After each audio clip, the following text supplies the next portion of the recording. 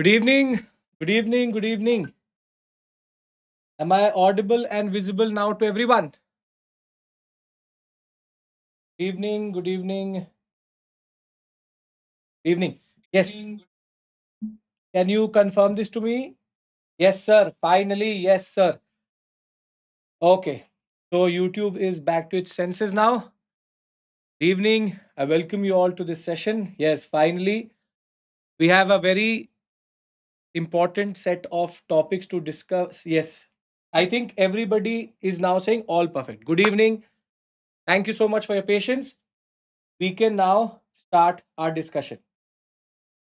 Super HD finally. Okay, great. So this was purely a YouTube issue.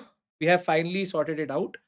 Now, before we begin, as always, remember that use the code IAS English for the offer 1799.99, which is basically the lowest fees we have ever had for our plus course or iconic course.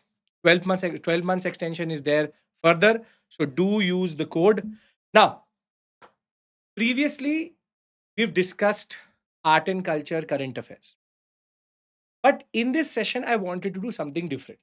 I am getting everybody's assertion that yes, sir, everything is fine, and the gods of art and culture are now merciful and are actually blessing us. Now, I'll go into this session with 5 to 6 important riders and understanding for you. The first thing is that art and culture current affairs is available. But the problem is, how do you systematize them and how do you understand them? First. Second is that this session is for two purposes. First, for some of you, this may be totally new. So, therefore, you're going to learn with me.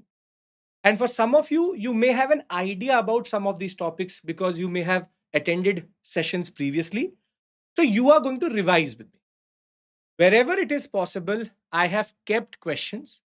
And this time, rather than going in a random list, I have divided everything under certain heads, which is, for example, the first head under which we will understand everything is tangible heritage sites, under which we will have 10 to 15 important sites which we'll understand. Then we'll try to understand historical events and places which were in the news. Further, we'll talk about UNESCO specific sites. Thereafter, performative art and tangible heritage. GI tags are the most important but the favorite topics of the aspirant in that regard. And personalities and schemes. And we'll end with international organizations and important periods which were in the news. So therefore, what I'm trying to do is I could have easily discussed these in a random list. But because I want you to be clear about in which head do they fall under, you will be taught in a certain way that you revise and learn in the same session, but at the same point of time, understand the nature of the current affairs. If you understand what I'm trying to do here, then we can start our session. I will provide the PDF for this session. Previously, I have not provided one because that was an incomplete list. Now, this is a complete list. Rather than having two different PDFs with 500 plus slides, this PDF will be provided in the Telegram channel, which will allow you to then revise everything properly. Yes. So I hope everything is perfectly fine. And now we can begin our analysis. Yes. Can I get everybody's assertion here? Yes, sir. Okay. Yes. Two questions directly from my session, Shanti Niketan and UNESCO World Heritage Sites. The same way we are trying to do that. Okay. Good evening. Finally, thank you so much for your assertion that everything is fine. So let's enter into our first discussion, first head. After close to 2.5 hours, 3 hours, I'll try to give you a break. I will place it where I feel that you are getting fatigued. And thereafter, we will enter into the second part. So there are 10 heads under which we are understanding everything. The first three are heavy. Thereafter, they become easy. So most probably after tangible, intangible, and UNESCO, I will give you a break. Not a half an hour break, but this time I'll try to make sure that it's 15 minutes. And be ready to at least be with me till 12 or 1 in the night. So this is where we all have to show patience and perseverance. And I'm here to be live for the next 5 to 6 hours. Right? Okay. So first thing, what is a tangible heritage site? What does this concept of tangible and intangible mean? See, tangible is anything which can be touched. It has a form, and it is available for you to preserve, conserve, or even observe in physical form. An intangible form may not have a physical form. It could be a skill, it could be a concept, it could be a community. And therefore, the community, the humans, the culture which is related to that intangible heritage form keeps it alive. So that is why I have called it tangible and intangible. Please do know there are two UNESCO lists around this, and we'll discuss that as we go on further. Now, under tangible heritage sites, the first topic which we are going to discuss is the Ratnagiri Buddhist site. Now, as I said, I will give you the basics of that topic, then I'll go into the details. Then, if possible, wherever possible, I'll have a question for you. And thereafter, we'll cover everything in this learning, revision, evaluation form. I hope that is going to work for you. Okay. Now, Ratnagiri Buddhist site is not a new site, but recently it has yielded the following images, which is a head of Buddha along with a palm. And though this site had been excavated close to 60 years back, also, this time it has actually generated lot, you can say, a lot of more interest, but more artifacts in that regard. More artifacts in that regard. And what we are seeing is that the last excavation had reached to a certain point. Then they did not have the budget to go on further. This time they are going much deeper. And this is where the site has now become a treasure trove for Buddhism. Now, what is more interesting is Ratnagiri, which is in Odisha, was actually never directly related to the life of Buddha. Meaning, when Buddha was alive, he did not operate in what is called as Kalinga. There is a lot of legend related to him with regards to how Kalinga interacts with Buddha. But we believe that he did not directly go to Kalinga. However, this sector has become a treasure trove for a lot of artifacts which we did not previously expect. And therefore, a colossal Buddha head, a massive palm, an ancient wall, and Buddhist relics. Very interesting development. And this shows you sometimes we reach to a point thereafter, we stop excavation thinking we will not find something. However, this time we have seen that this site is yielding a lot of different artifacts at multiple levels in that regard. Now, there are two to three things which you should know about a site, because historical geography is important. UPSC plays with historical geography also, and therefore you should know where is this site. First, Odisha. First fact which you should know. Second, it is between the Birupa and the Brahmani river, because sometimes they, for example, the question on Ajanta, which was the Voghera river, directly question based on historical geography came through. Thereafter, previously, we have found in the 1950s and 60s a brick stupa, a monastic complex, meaning that the first round of excavations yielded a lot of interesting concepts. Thereafter, what is the link of Odisha with Southeast Asia with Buddhism? And this is where UPSC can ask you a tangential question. I'm going to discuss everything static related to this topic so that you are covered in all bases. Now, when we talk about Odisha, a very important coastal sector, had a very interesting relationship with Southeast Asia because of pepper, cinnamon, cardamom, and silk and camphor. Further, there is a certain festival which is named after this itself, which is called the Bali Yatra. Bali Yatra is a festival which actually celebrates the voyages towards Bali towards Indonesian sector, and it shows a very interesting but long term relationship with this sector in that. But what is equally interesting is in Buddhist mythology, it is believed that Tapsu and Bhalika, two merchant disciples, two merchant disciples of Buddha, initial ones, came from Kalinga, and therefore, though Buddha never traveled to this sector, because Utkala is mentioned in the Tipitaka texts, in the Buddhist texts, we know that Buddhisa had a very important relationship with Buddha. Now, tell me the answer to this question. If UPSC asks you that during the life of Buddha, Odisha was an important sector in which he traveled, that statement is going to be correct or incorrect? It's an incorrect statement or correct statement?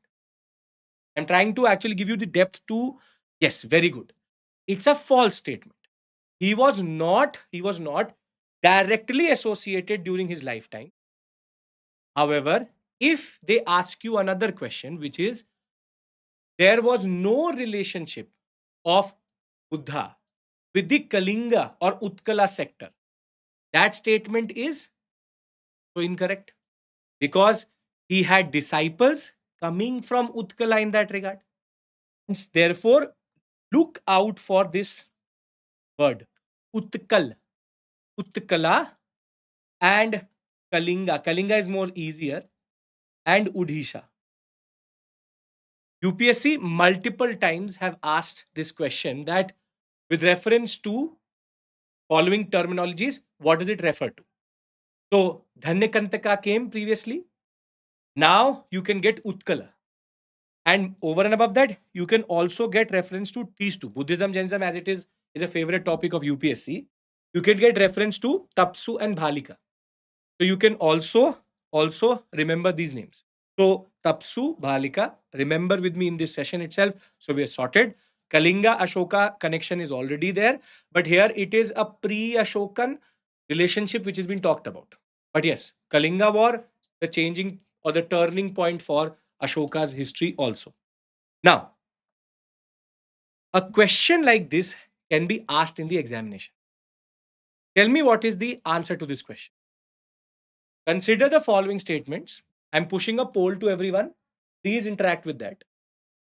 Ratnagiri near the Konkan coast is an important Buddhist site of learning. The site stands on the hill between Birupa and Brahmani rivers.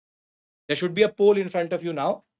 Everybody is going to interact as much as possible. I will give you a poll so that you can understand where you stand vis-a-vis your fellow aspirants also. So everybody has to be with me live for the next 5 to 6 hours. So be ready for that, right? Okay.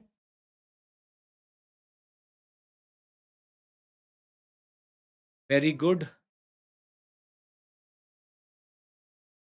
Great.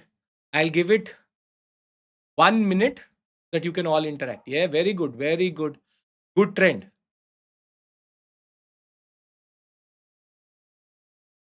An easy one. Anirudh, in the exam context becomes very difficult. Okay. We'll end the stream here. Not the stream, rather the poll here. 74% of you totally correct. Here, the catch is historical geography. Geography and history interact with one another. If you do not know which coast is it, you will automatically get it. So here it is not. So tell me one thing. Do you really need to know about Ratnagiri to actually answer this question? And the answer is no. Because if I know that Ratnagiri as a site is somewhere in Odisha, I automatically can then negate this aspect of this text, this statement itself. So the answer here is two only. Sorted. I want everybody to say yes, sir, we are sorted so that I can move on. I need your assertion that you are sorted. It has to be a two-way interaction. This is not a monologue. We will keep on interacting throughout the next 3 to 4, 5 hours, right? Yes, sir. Very good. Now, the next topic is about a very interesting museum which has come up, which is called an open air art museum. And there are two concepts which are intersecting here.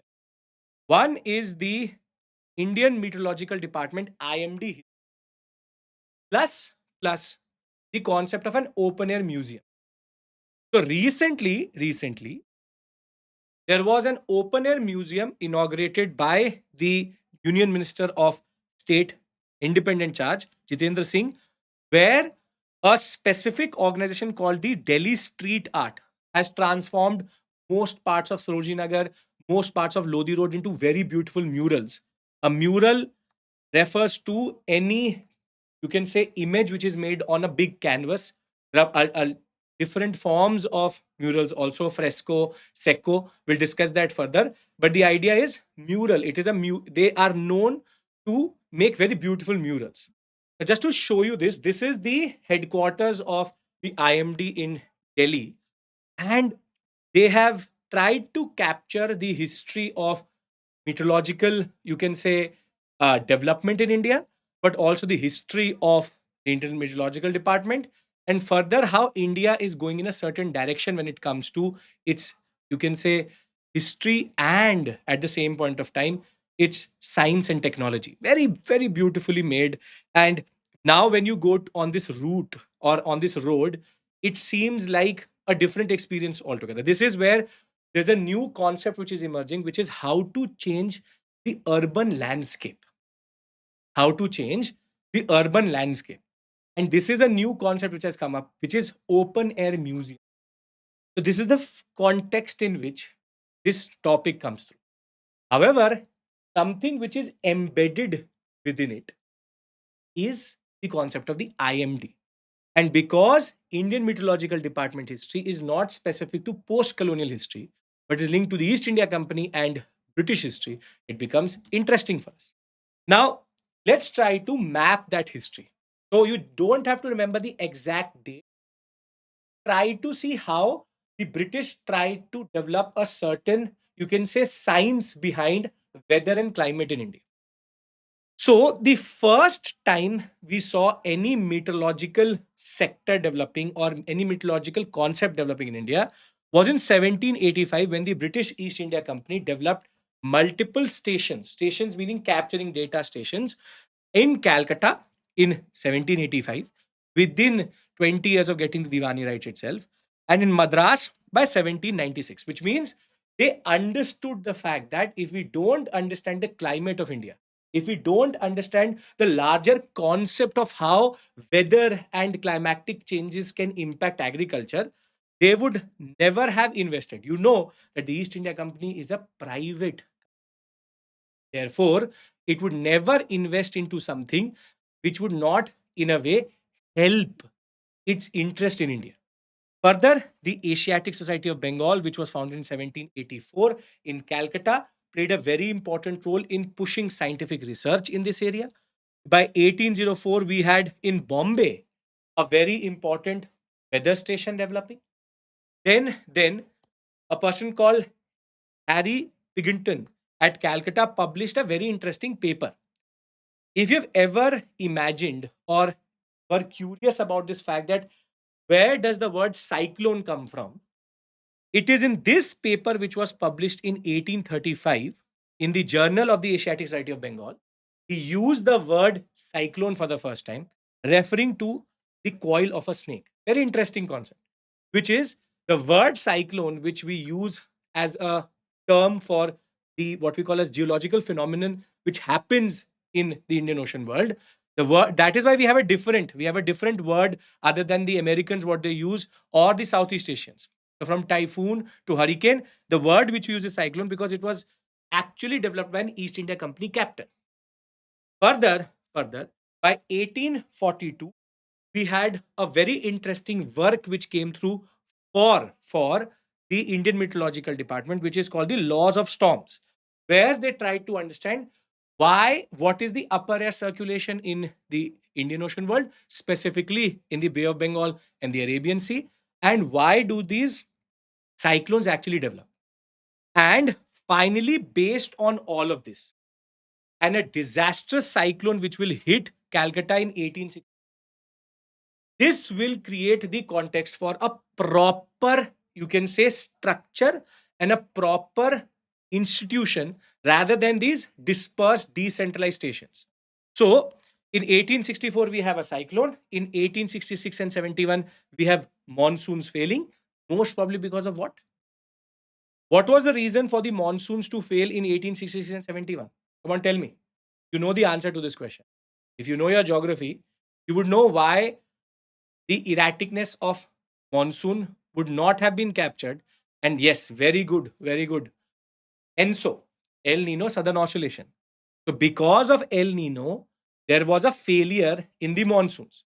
But because they had no idea about the temperature differences and the idea that there is a whole system which exists in the Pacific along with the Indian Ocean world and the Indian Ocean dipole, something which will be developed further, this is where the British started to realize no, we need a proper concept, a proper data collection set.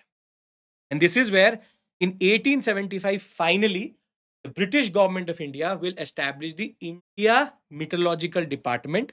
Its first headquarter will be in Calcutta in 1889. Then it will shift to Shimla, then to Pune, and finally to New Delhi. Now you see how much depth this current affairs aspect has. Meaning, if you get a question on the IMD and its colonial history, you cannot blame the UPSC. You cannot blame the UPSC. You may have dismissed this current affair saying, who cares about an open air museum?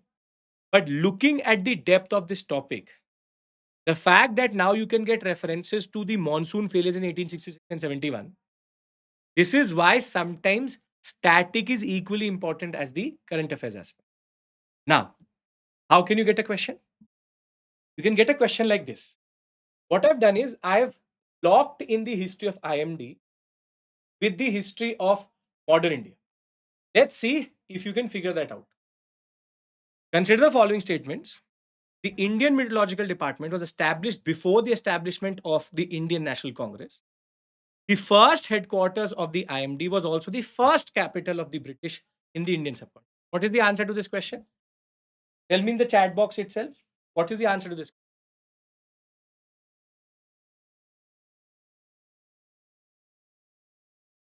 Okay, some of you are observing the statements very, very closely.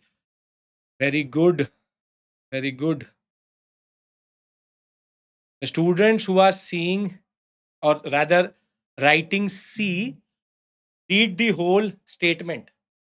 I'm trying to develop, I'm actually trying to develop a certain trust issue with me. You are not looking at this, not looking at this.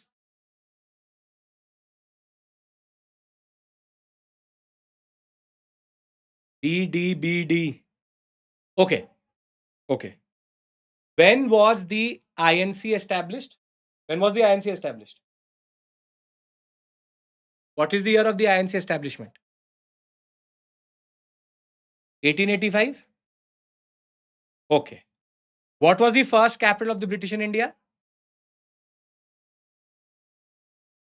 Calcutta. Then shifted to Delhi in 1911. What does it say here? In 1875, IMD was established and Calcutta was the first headquarter. Both statements are correct. The answer is D, which is neither of the statements are incorrect. But because of not reading closely, did a silly mistake. A very standard silly mistake, which could have easily got you 2 marks because you are missing incorrect.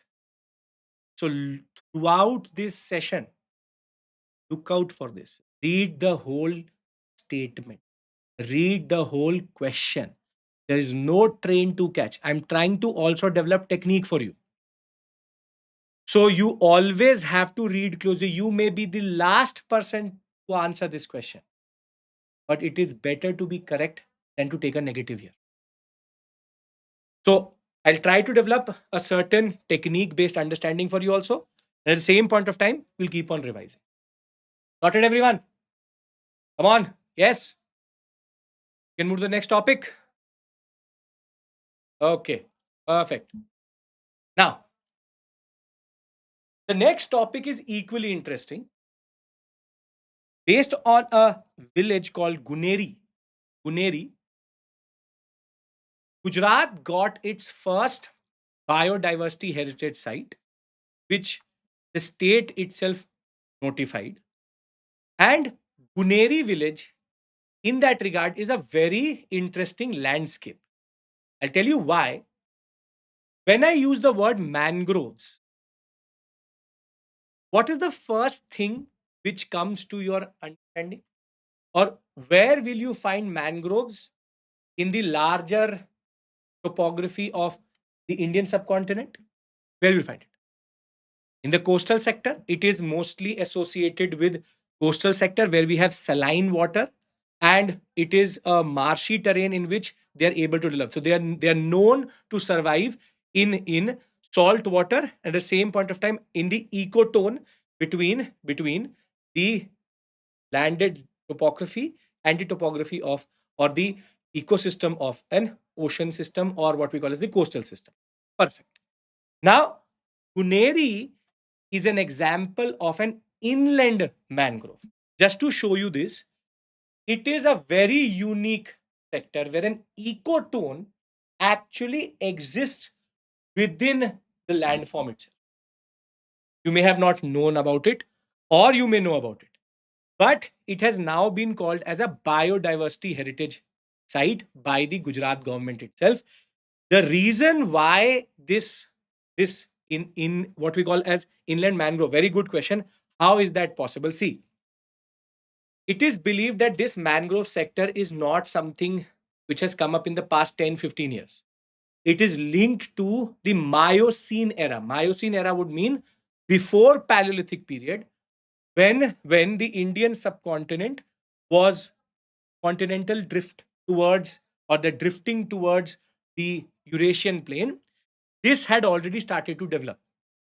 And what is believed is that there was a river which you would know, which is called the Indus Saraswati zone now.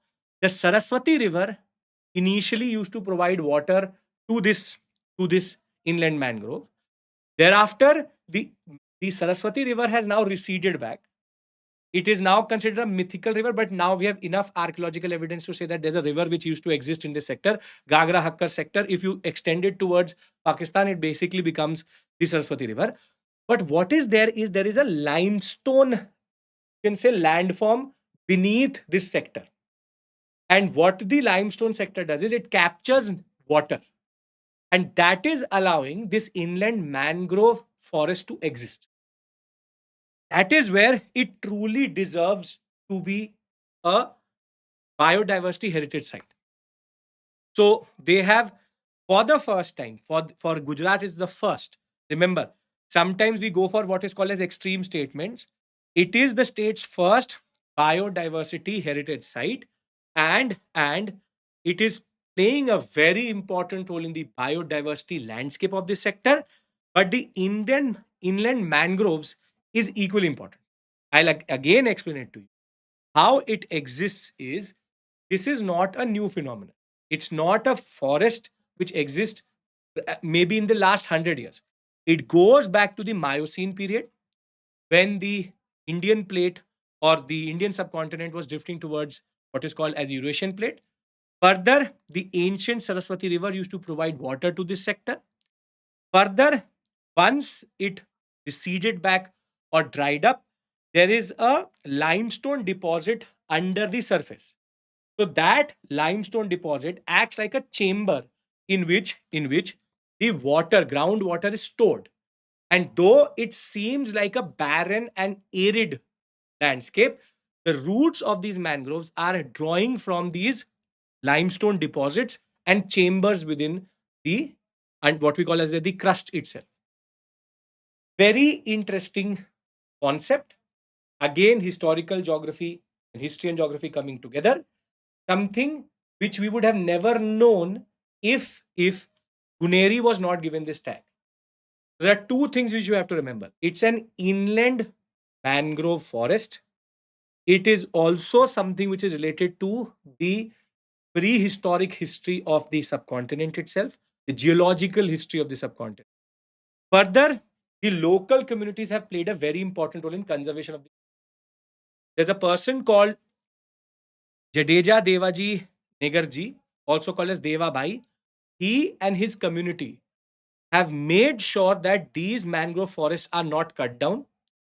And over and above that, community driven conservation efforts have made sure that even in this barren landscape, these mangroves are thriving, which allow for biodiversity to be equally healthy in that regard. So, the idea is very simple. Islam, we have inland mangroves in other spaces also. But this one is the one which has a very long history. That is why it is a biodiversity heritage site. Inland mangroves can exist even next to the coastal zone in that. But this is a one with because it is related to the run of Kutch. And run of Kutch is already known to be a sector which was previously underwater and then came out and has now become a what we call a salt flat based area. The idea is this one is unique because of its geological history in that. I hope you understand this point. You have to remember the name Guneri, and you should also know why. It is not a sacred grove. It is not a sacred grove. It is a geological heritage site.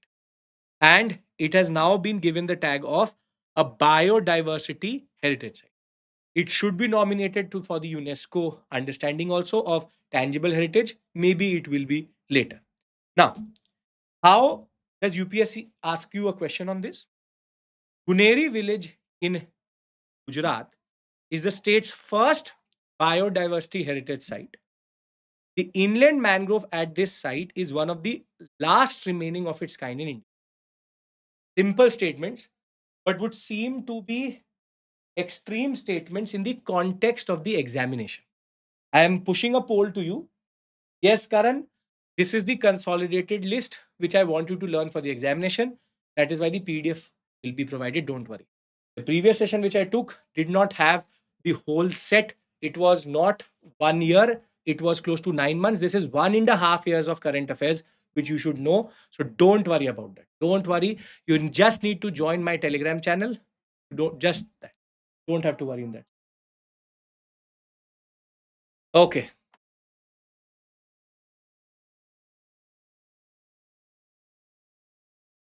You are already doing the same mistake.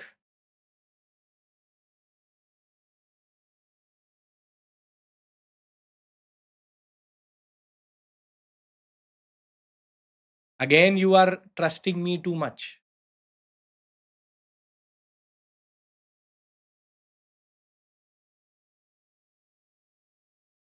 Correct. Same ball, same wicket, same batsman. I'll stop the poll here.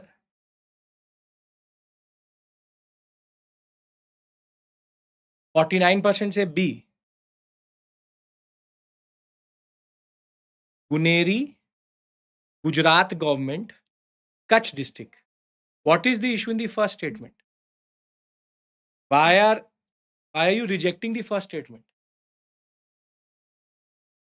Guneri village in Gujarat is state's first biodiversity heritage site. What is the issue in this statement? Most of you are saying the second one is incorrect. Here, both are correct. Yes, it is the state's first biodiversity heritage site, and it is one of the last remaining inland mangrove sites. So neither of the statements are incorrect. Simple. Last remaining is a word which is used in PIB itself. That is where UPSC will make a question. This topic was picked up from PIB.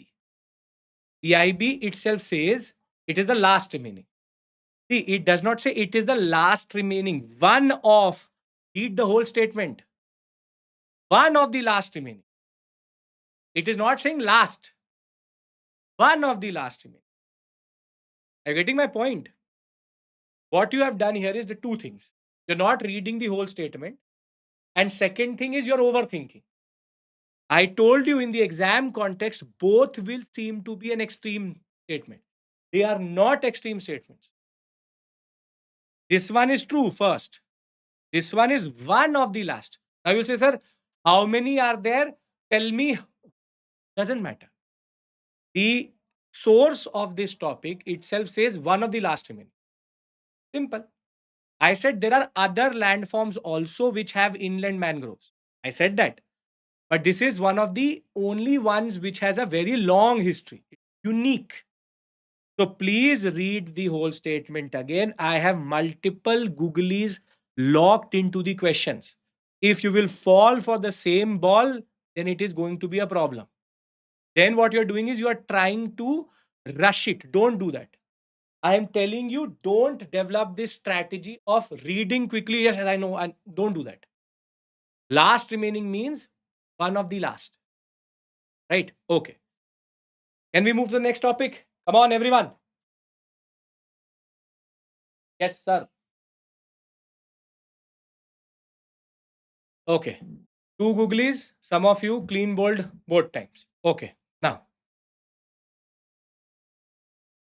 this temple, the Jalantishvara temple, was in the news. Now, there are two purposes of taking this topic. The first purpose is to discuss about the peculiarities of this temple.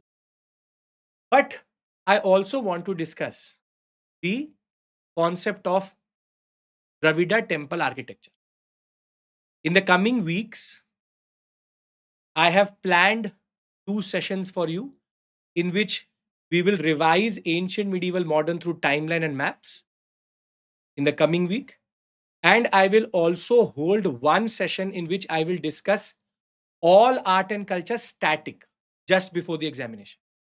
World War II will only make sense after prelims is over, because a lot of you keep art and culture in your back burner and you can get easily 2 marks. I'm discussing art and culture current affairs here. It is going to be a marathon in the same way.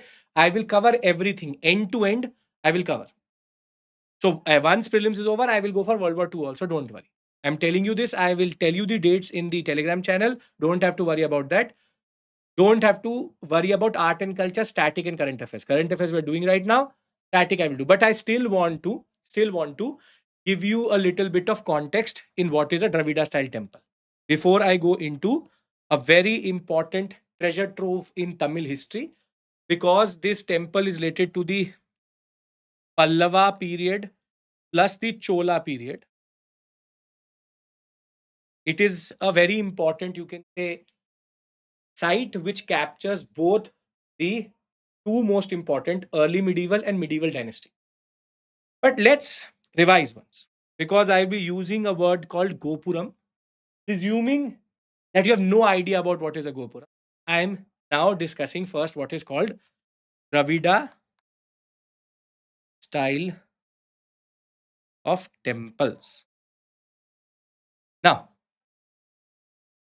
the first thing which you will find in a Dravida style temple is called a Gopuram. I will do Nagara also. I have one topic aligned with that also, so don't worry. And the Gopuram is the gateway. It is the entry point into a Dravida style temple. Then what you will see is a very elaborate boundary wall. Again, something very specific to ancient Dravida temples in that regard. Then something again very specific, which is a water tank. This is the entry gate. This is the boundary wall. Then you have the standard Garbhagriha. This is called the Vimana, and this is called the Shikhara. The words change. Shikhar means curvilinear tower in Nagara. Here, Shikhar means the top, the literal meaning of the top. Then you have the Mandapa,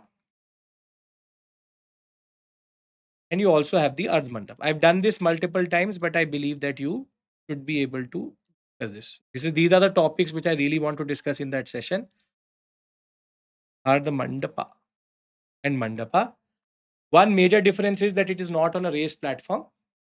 It is more grounded in that regard. We find Panchyatan. Panchyatan means what? You have multiple Vimanas, but one thing which is very common to Dravida style temples is in Panchayatan, there is no clusterization, meaning they're not clustered together, they are separated from one another. And further, one of you are saying, what about the round path? That is called a parakram. Parakrama. It parakrams can be in two places. It can be around the temple also. It can be around the boundary wall also. I will show you that. The two examples for that. The idea is that these 5 to 6 features, the prakramas, water tank, entry gate, ardhamandap, mandap, vimana, shikhar, garbhagriha, sanctum sanctorum, and panchayatan is very, very important. Panchayatan is with no clusterization. And last, but the most important is the imagery. Imagery is fierce because temples were a space of what is called as power, of political, economic, and social power. Therefore, they used to have dwarpals. The imagery is fierce. No raised platform, pitha, which is something specific to Nagara. You may find it today, but not during this period. And imagery is of what is called as fierceness, of power. Yes, the principal deity is under the smallest Vimana because that is the oldest part of the temple structure. Not welcoming, yes, Tulsi shows the power of the state itself and the temple itself. Now, this is the only part of this temple which survives and is an example, a very beautiful example of what was starting during the Pallava period and reached its climax during the Chola period, which is this is called a Gopura. How it shows political and economic power, because when you have fierceness, for example, you have very commanding big walls, you tend to be, in a way, you absorb the idea that it's a very important space. Rather than having welcoming imagery, the wealth and the power is projected in that. Now, what you see here is a very good example of a Gopuram, but also of a mini Vimana. Vimanas are an enlarged version of something like this, but there's a very interesting concept of Vimana and Shikhar. There's a mini Vimana and Shikhar. And the imperial Cholas used to actually decorate the Vimanas with stories, either of the Ramayana, of the Mahabharata, or of the fables of this sector. Now, this temple itself is also very interesting. Something which went under the radar of most of the literature which is available to you. You'll not find it in most of the literature which is available to you. This temple, which is called Jalantishwara temple, has a very interesting history. And that is here the Shivlingam, it's a Shaivite temple. The Shivlingam is made out of sand. It's a Prithvi Lingam, as it is. Something which you may see in the examination and feel, how can it be? So here we do not have a granite or a stone lingam, but a Prithvi Lingam, which is made out of. And this complex was first created by the Pallavas, then the Cholas, then the Nayaks took it forward. And what is even more interesting is one of the most celebrated Shaivite Nayanar Bhakti saint, Sambandar, actually refers to this site in the 275 important, what we call as thalas of Shaivism or Shiva. So, what is interesting is one is the static portion, but something very peculiar, because we've seen a question on Somnath previously.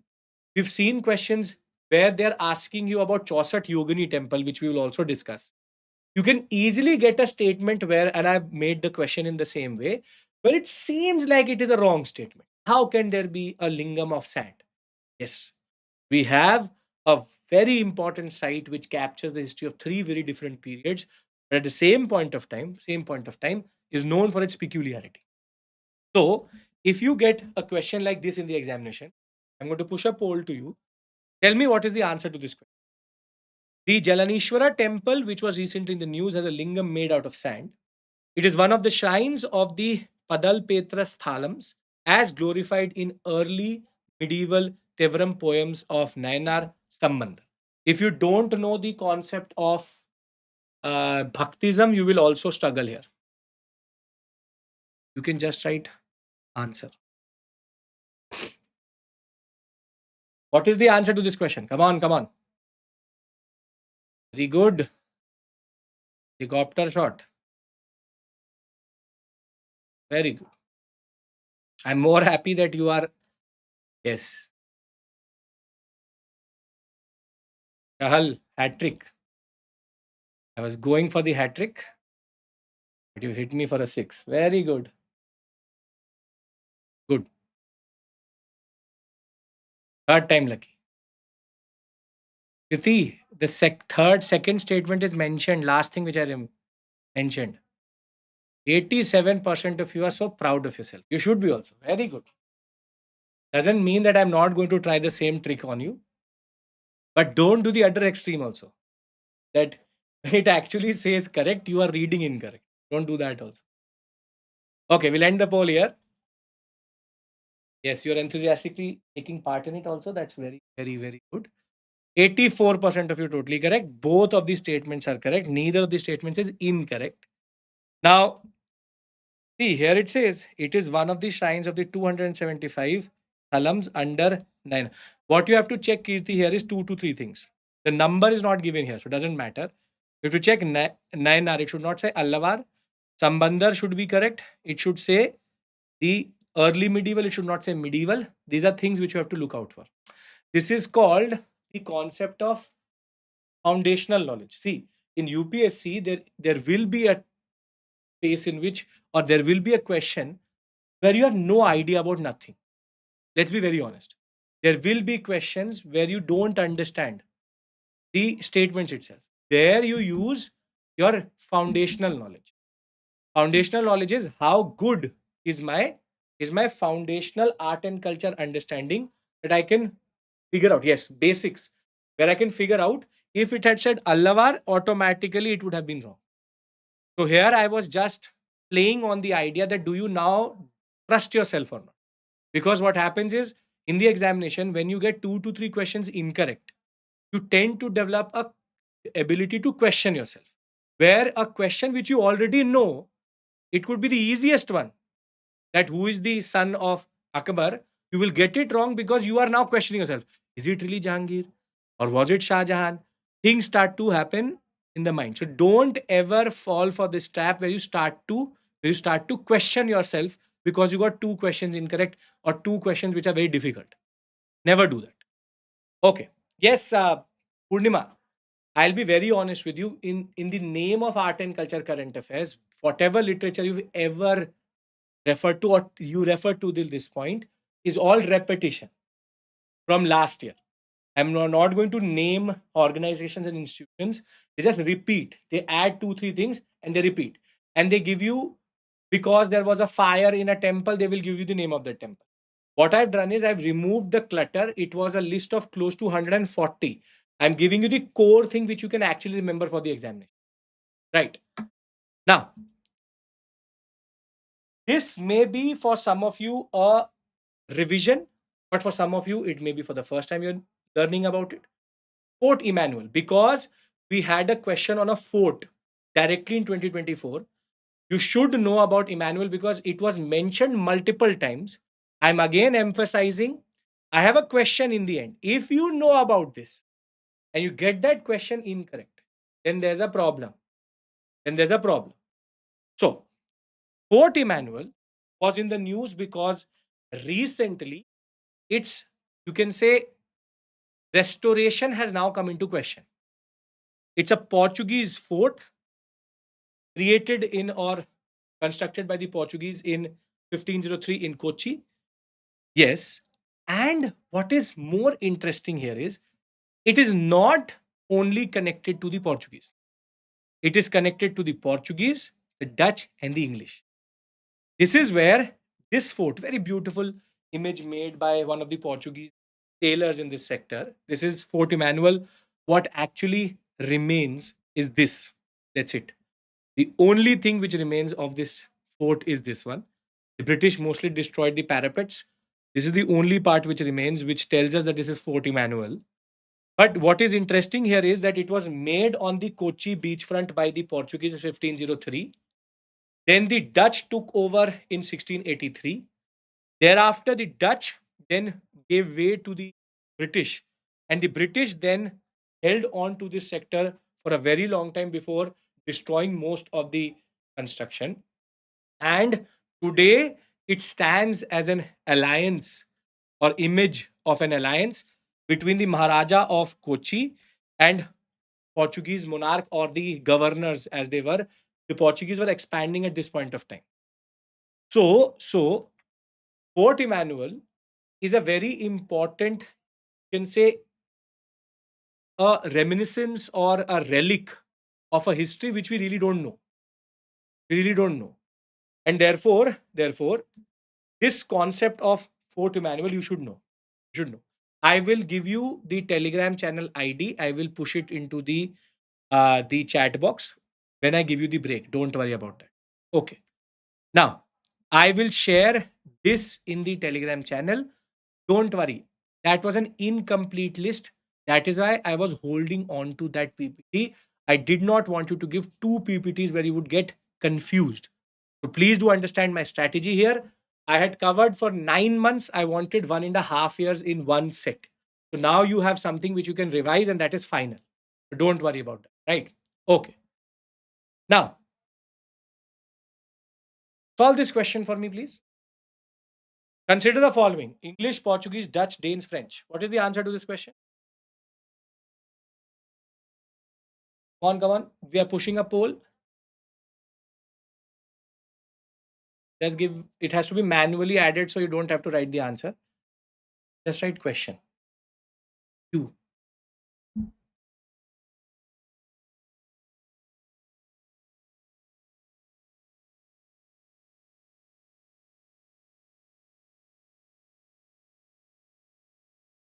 Come on, come on. Everybody has to answer this question.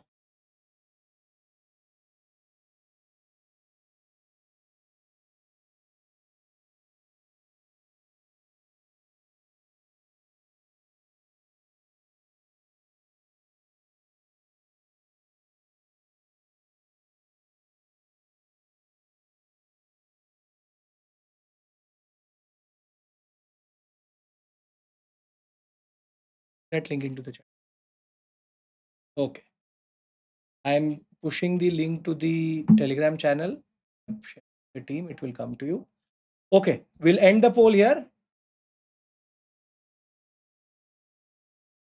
We have 80% of you. Very good. Tell me what is peculiar about this question. Yes, very good. What is peculiar about this question?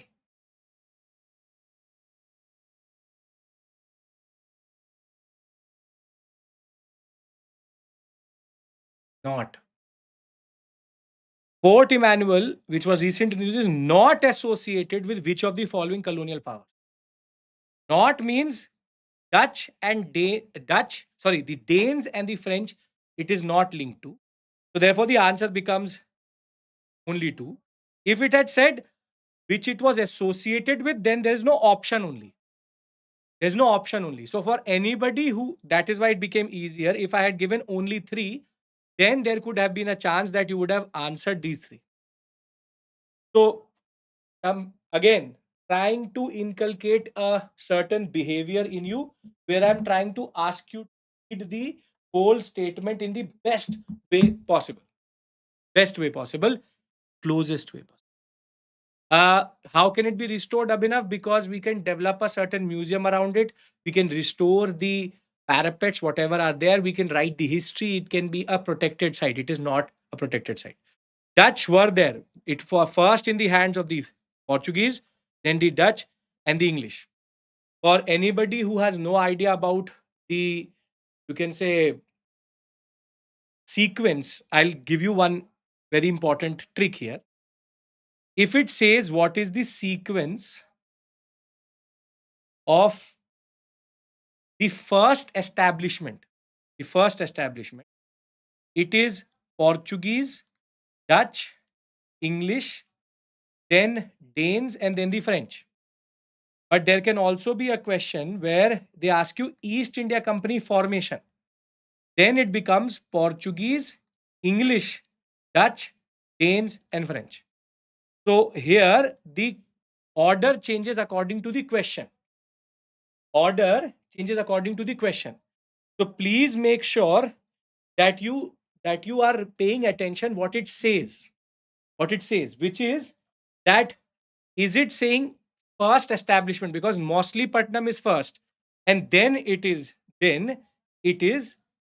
English sector, which is Surat. But English East India Company was established first, and thereafter it was the Dutch East India Company, or what is called as the DOC. So pay attention to this. This is actually the order in which they came, which is 1, 2, and 3. Thereafter, Danes. French were the last, the power which was sleeping in that regard, and but the only power which wanted to challenge the British in India. Sorted with this question, I have tried to give you as much as static portion of this as possible. Yes? Okay. Now, a site which I've discussed multiple times but has to be remembered because UPSC is not asked a question on this till this point, which is Pandavula Gutta. Very important site in Telangana, a geo heritage site. The first thing which you should know is its state, which is Telangana. But why is it important? Because it's called a geo heritage site. Now, first I'll show it to you. This Pandavula Gutta is a sector which is considered to be as or rather older than the Himalayan sector. So, if you have any idea about the geological history of India, you would know that the Himalayas were formed when the Indian plate went inside the Eurasian plate. That in turn led to the formations of the Himalayas. This was part of the original mountain sector, or if you want to call the original landscape of the Indian plate itself. And it has now got eroded through inundation and the process of erosion, but stands as an example of a geological history of Indian subcontinent which predates the Himalayas also. And in that regard, it is a sector in which we find references to the Mesolithic period also, to the Chalcolithic. We have what is called as cave paintings inside it also, and therefore it is a very beautiful example of a history which shows continuity from the Mesolithic period to the medieval period. We have references to the Delhi Sultanate also in this sector, and that is where we can get references to Mesolithic art, but also of the Delhi Sultanate period, which is 1200, 1300 CE. We are getting references, and that is where this site was recently recognized by the Geological Survey of India under what is called as geo heritage site. It is not a cultural site; it's a geological heritage site, and it provides valuable insights into the Earth's evolution. And now it is protected under UNESCO Convention on Cultural and Natural Sites. And therefore, Telangana government and the government of India now has to protect this site as it is a very important relic of Earth's history. It is not a UNESCO World Heritage Site, rather, it is a geological heritage site. Remember this point correctly, right? So, in the examination, you can get a question like this, and it may lead you to come up with certain concepts which you may not have thought of. So, consider the following statements with reference to Pandavula Gutta. It is a geological formation which is older than the Himalaya. It has been designated by the Archaeological Survey of India as a geological heritage site. Now, if you have not, for example, gone through this session, there's a very good chance that you are going to get the wrong answer, right? Rahul, come on. Okay. Wait for all of you. Ritva is giving names of different balls of Ashwin.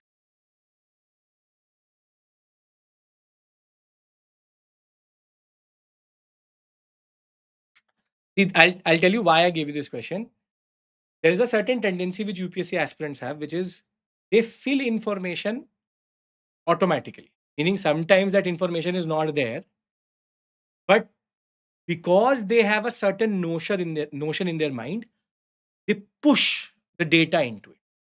Meaning it is not something 5 minutes before you know it, but some of you are hallucinating. And that illusion you should be able to cover. Right. So we'll we'll end the poll here. See, very simply, the correct statement is first one. Yes, it is older than the Himalayas.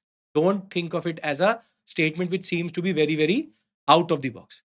But geological heritage site, not ASI. It is Geological Survey of India, GSI. So what you are doing is you think, okay, Survey of India, but you're not looking at this. GSI, ASI different. And I did not refer to the ASI in any way. That is why I told you, Rahul, pay attention. The presumption that ASI, GSI is the same thing is going to get you the negative here. Very simple question. If you know this sector, and more than that, it says geological heritage, that is also a giveaway. Right? Great. Now, again, a very important site which UPSC has not asked, but is extremely important. And because a lot of different ashrams have been in the news, the Kochrab ashram becomes important.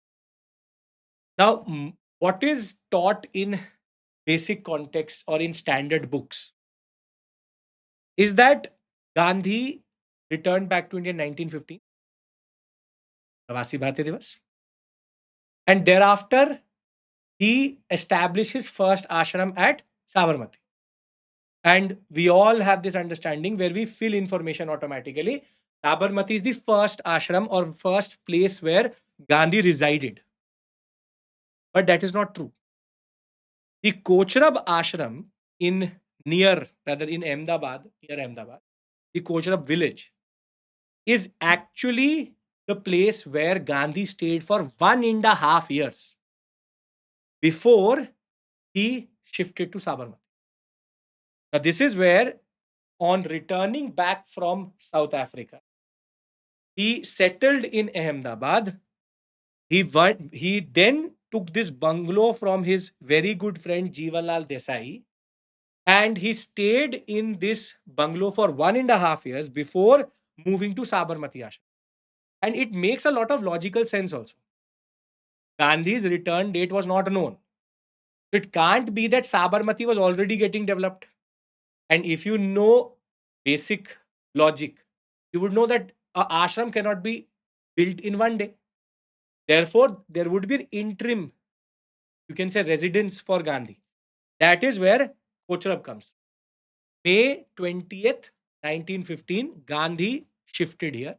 1.5 years he stayed, and thereafter he then traveled India whilst he was residing here. Then he will move to Sabarmati by late 1917 or early 1917. Second ashram was Sabarmati. What is the third ashram associated with Gandhi? Come on, tell me. Checking your base knowledge. What is the third ashram? Very good. Very good. Vardha. Kocharab. Then the Sabarmati ashram. Vardha ashram. Very good. Now that you know about Vardha, it's you should know that it's a colonial building. The architecture is also colonial.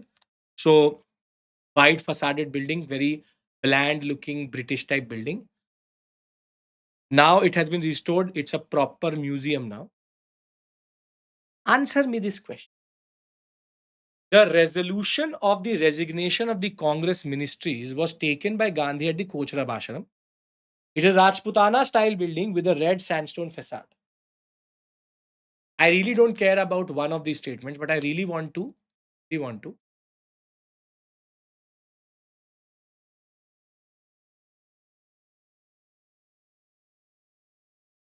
The poll is coming to you.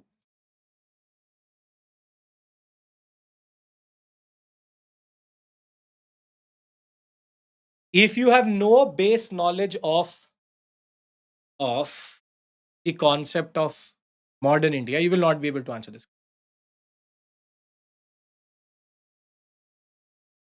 That is the whole point.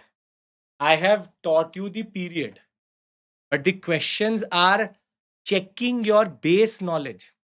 UPSC will never ask, where is Kochrab Ashram? That is not the type of question you will.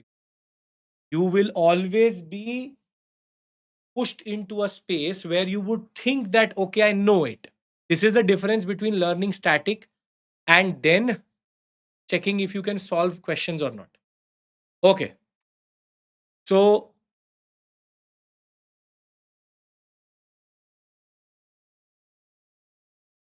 very good. 68%. But what I'm more concerned about is the 12, 14, and 6%. We'll end the poll here. Okay. See, Ugly Dusra. Most of you were able to sort this out.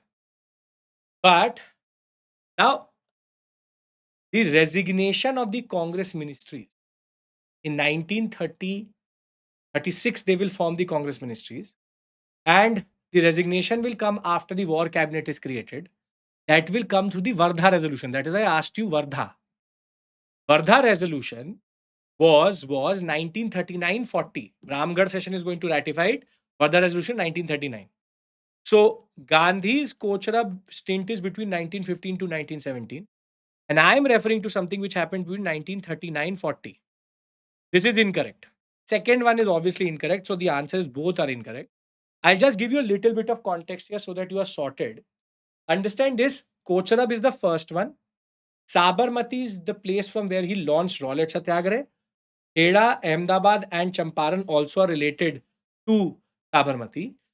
Then what happened was that when the second phase of CDM was started, if you remember, first phase CDM between 1930, 31, maximum early 32.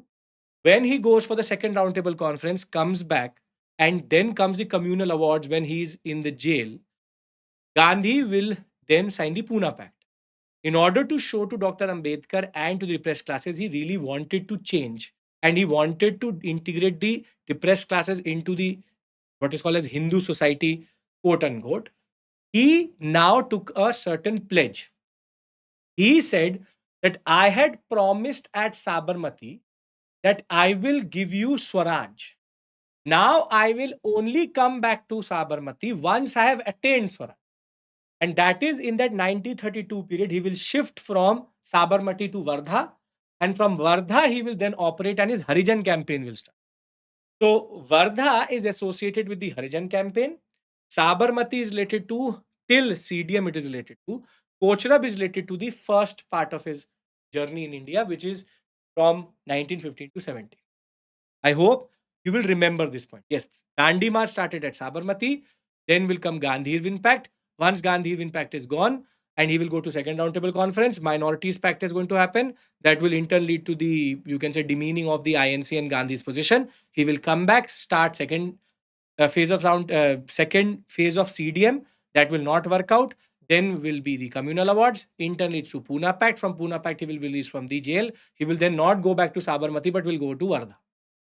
So this is where you should have base knowledge. I hope you are trying to apply your knowledge in that regard. Please, these are the type of questions which UPSC is going to ask you. What we've seen with regards to Government of India Act 1935, the question which came in 2024, we now know that UPSC is playing with words. And as it is, UPSC sometimes gives you certain words which make no sense whatsoever, but you have to tackle them. You have to tackle them. Sorted, everyone? Coach up sorted. Yes? Okay. Now, this is again something which has been in the news for quite a long time. I have also covered it previously. If you know it, you revise with me. If you don't know it, you should know. Cambodia's Angkor Wat is now the eighth wonder of the world. And why is it important to us? Because it has a very interesting history, or a history which is integrated with Buddhism in India. Now, I'll not give you a lot of detail here, but I'll give you certain details which you should remember for the examination.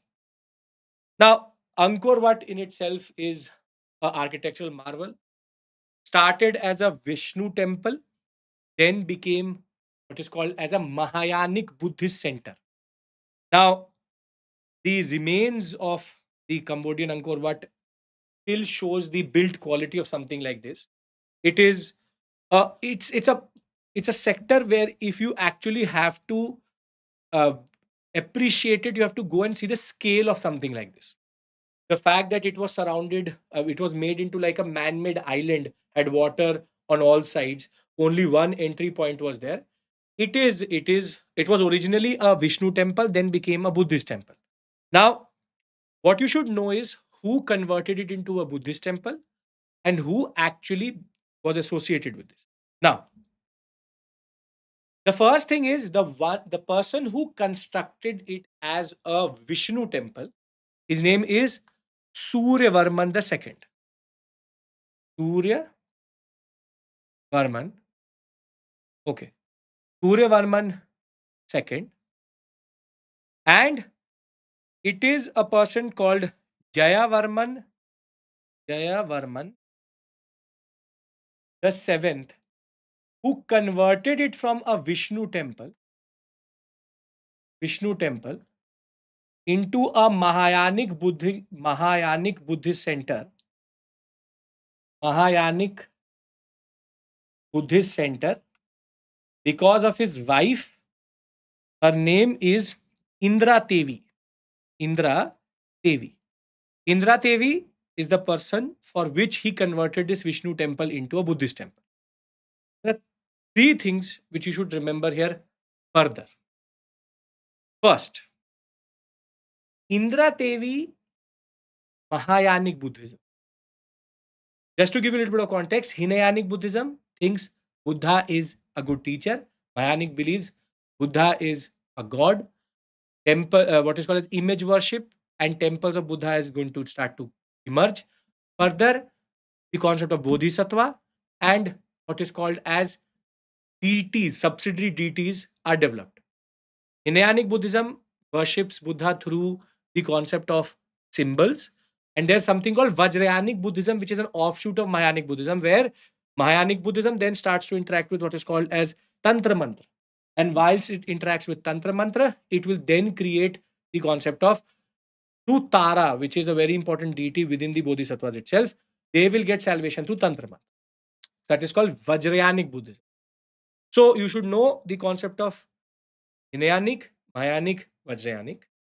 Khmer dynasty or the Khmer Empire is the dynasty out of which Suryavarman and Jayavarman come through.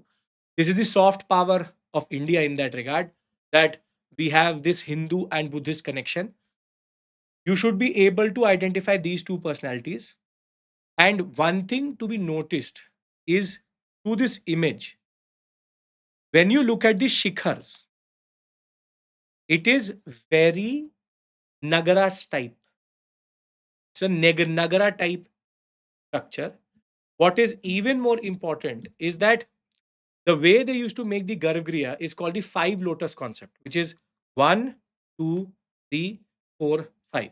Meaning they used to make what is called as five shikhars, one central shikhar, four subsidiary shikhars, to create and understand it was like a lotus. So it is not directly related to the concept of Nagara. They have a certain mythology which says that there's something called Mount Meru. Mount Meru is the idea that the gods stay, Buddhist and Hindu gods stay in Mount Meru. It basically represents that Mount Meru, but has a lot of, you can say, resemblance to a Nagara style in that regard. Now, let's look at this question. Consider the following statements with reference to Angkor Wat. The temple complex is associated to Lord Vishnu and later converted to Mahayanic center of worship. The central temple of the complex has 8 lotus shaped towers. Seems easy right now, but in the exam context will become difficult.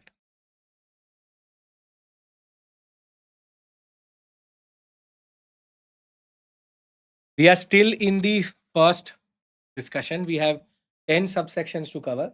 This one is the longest. Then, till UNESCO, it is heavy. Then it will become easy.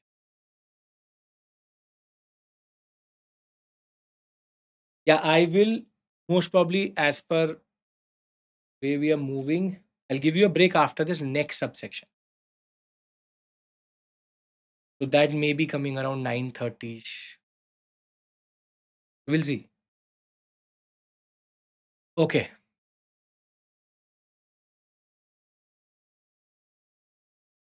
we'll end the poll here. Yes, very, very obvious right now. This is correct. This is incorrect. Not 8, but 5. Only statement is are correct is 1 only. You should not forget this the examination. Okay. Now,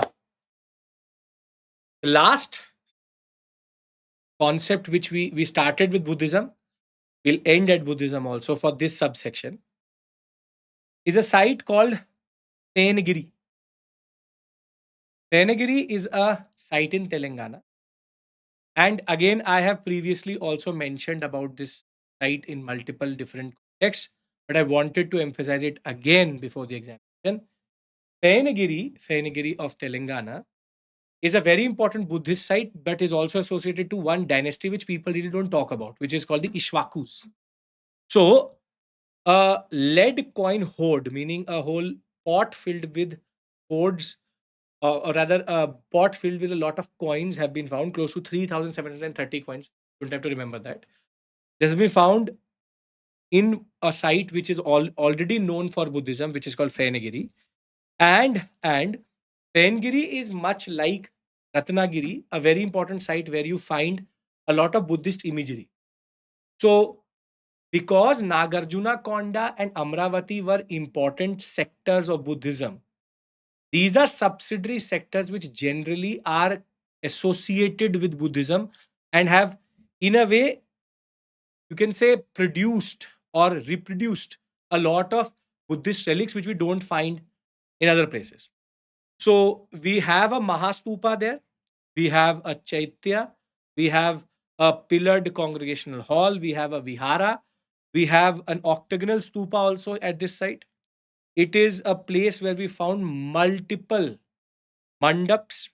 Chaitya is where you worship, Vihara is where you stay, residential complex. And this site, that ways, is equally important as Ratnagiri.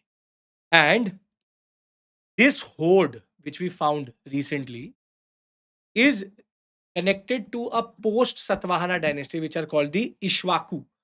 Now, you should also know about the Ishwakus because obscure dynasty not covered in most, you can say, lectures. The Ishwaku dynasty is named after the most legendary king and the most important king, which is King Ishwaku itself. And it was a dynasty which came out as a feudatory of the Satvahanas in that regard. They were patrons of Buddhism and they made sure that Buddhist, because Satvahanas were what? Buddhist, Hinduistic, or Jain. What is the religion of the Satvahanas? What is the religion of the Satvahanas? Anyone? Basic standard knowledge of ancient India. Very good. Virat, very good. They are a Brahmanical dynasty. So, in a Brahmanical dynasty, having their subsidiary or their feudatory being Buddhist means that the Buddhist legacy of this sector is kept alive by the Ishwakus. And that is why it becomes important. Now, you're going to solve this question. And I think after this, we have one more topic related to Srinagar, and then we'll end this subsection. Okay, come on. What is the answer to this question? Consider the following statement with regards to Fainagiri. It is mentioned in the Abhidhamma Pitaka and closely associated with the life of Buddha. It is a cultural zone primarily dedicated to Buddhist and Jain iconography and artifacts. Dipti, you are mixing two things up. Is are correct.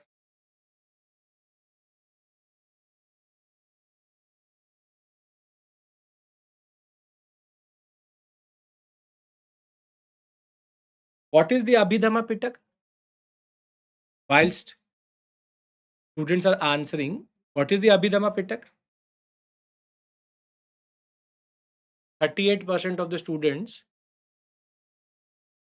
Pitak means books. There are three books: Tuta, Vinay, and Abhidhamma. The question is, Abhidhamma Pitak would refer to Fenigiri. Okay, I'll end the poll here. See, please understand one thing. You're right. Third Buddhist Council produces Abhidhamma Pitak. Abhidhamma Pitak is the philosophy of Buddhism. Sutta Pitak has the sayings of Buddha. Abhidhamma has the explanations of that. Now, why would a philosophy based book have reference to a site which actually is not even related to the life of Buddha? It is an important Buddhist site, but it is not directly related to Buddha itself. And that is where this statement is incorrect. And thereafter, it says primarily related to Buddhist and Jain. No, iconography means symbols. And therefore, both these statements are incorrect, and the answer is very good. Use your logic. Buddhist Jain sites are very rare together except for one site in India. What is that site where you find both Buddhism and Jainism together? What is that site? You know the answer to it. Tri Junction, not Ajanta, only Ellora. Ellora is where you find Buddhist, Jain, and Hinduistic together. Ajanta is only Buddhist. So this is incorrect because firstly the text does not talk about it. And this two rival religions would never share the same space. And therefore this is also incorrect. Now to solve this question, I did not necessarily know about Fenigiri. If my static is sorted, I have multiple cues here which I can use to then, right? I hope you get the point. How you use your base knowledge, the answer. Okay. Now, now in India, there are four very important cities known for their craft. Srinagar, which has recently been added. Everybody's with me till this point, right? All the same page. No issues whatsoever. Okay. So, Srinagar, Jaipur, Mysore, and Mahabalipuram, also referred to as Mamallapuram. These four cities have the distinction of being called a world craft city. And recently, Srinagar was added into it. That is why we're having this discussion. Now, first we have to understand where does this concept of WCC come through, which is World Craft City and World Craft Council. So, the World Craft Council AISBL means it is a non-profit, it is a non-governmental organization, an NGO which was associated with one of the most celebrated women, what we call as nationalist and freedom fighter, Kamla Devi Chattopadhyay, who is also associated with the CCI in India, Craft Council of India. She, along with other two members of what are called as craft enthusiasts, established the World Craft Council in 1964. And what this World Craft Council does is, based on rotation of presidency, they allow craftsmen, artisans, and craft communities to be represented, to be celebrated, and to be recognized. Because what is the biggest issue we have in India today is that we don't know our own culture. Let's be very honest. Let's be very honest. If UPSC had not forced you, you would not be doing this right now. So we have no idea about our culture. We have no idea about our own history. And therefore, that is why when we get WhatsApp forwards of random things which may be not true, we believe it. And you are an enlightened UPSC aspirant, so you have the ability to also contextualize things.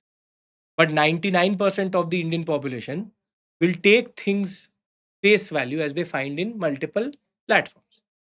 So, in the era of globalization, K-pop culture and American, what we call as Americanization of culture in that regard, we have no idea about our own culture. And in that context, if I say that this is a artisanal craft which is very rare, you may say yes, yes, it is rare, very good. But when I will say to you that you have to pay 15,000 for it because a lot of effort has gone through, you will say, I would rather take a Chinese copy. I would rather take a Chinese copy of it. That is why most of our artisanal crafts are declining, because we are when it comes to our culture, we want rather the copies of it, and we don't want to spend on it.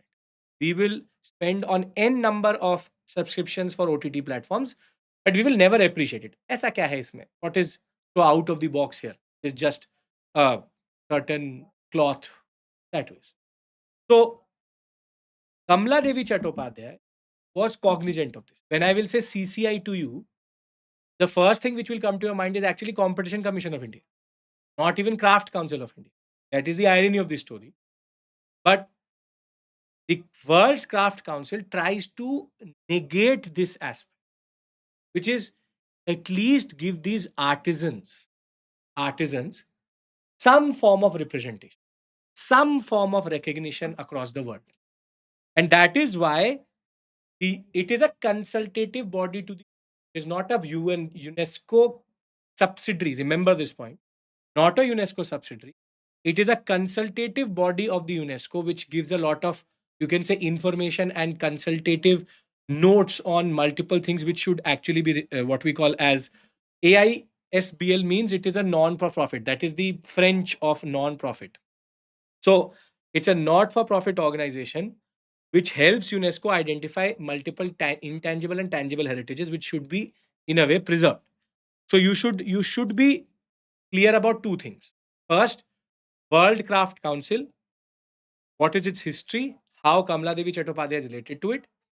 At the same point of time, you should also be clear about the fact that it is a consultative body. In most cases, what happens is we tend to presume that it is a UNESCO subsidiary in that regard, or UN subsidiary.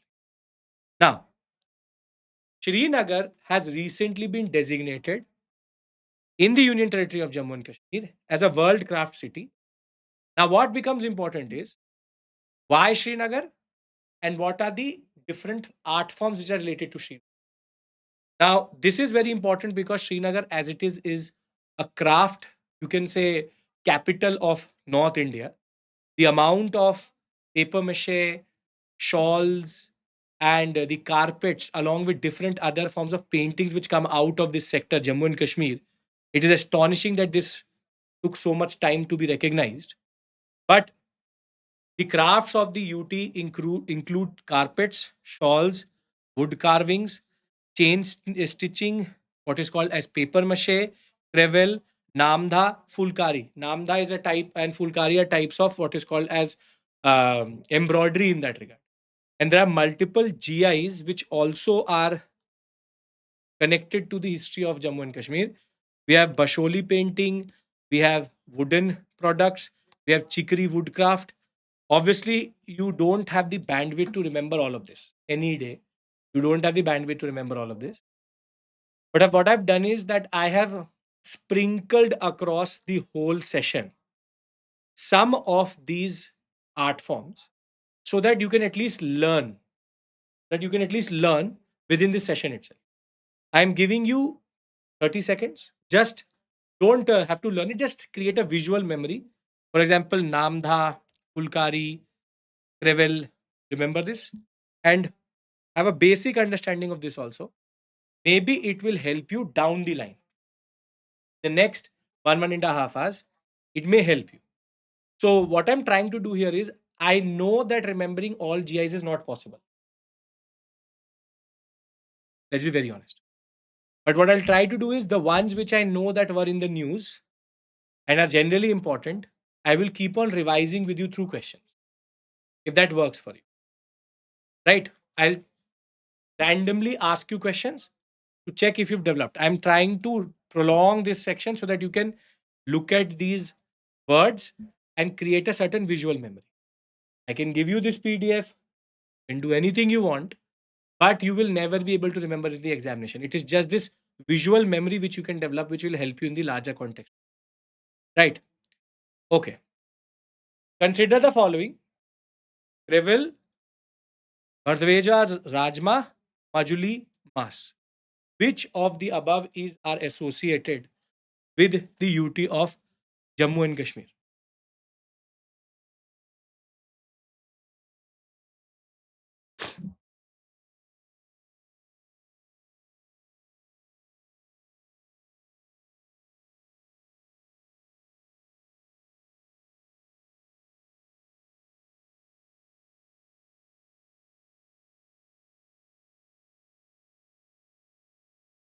Some of you are saying A.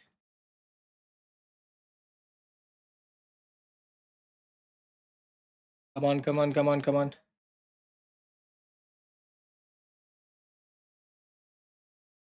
If you are answering B, which two are associated with UT? Static art and culture session I'll take in the coming week.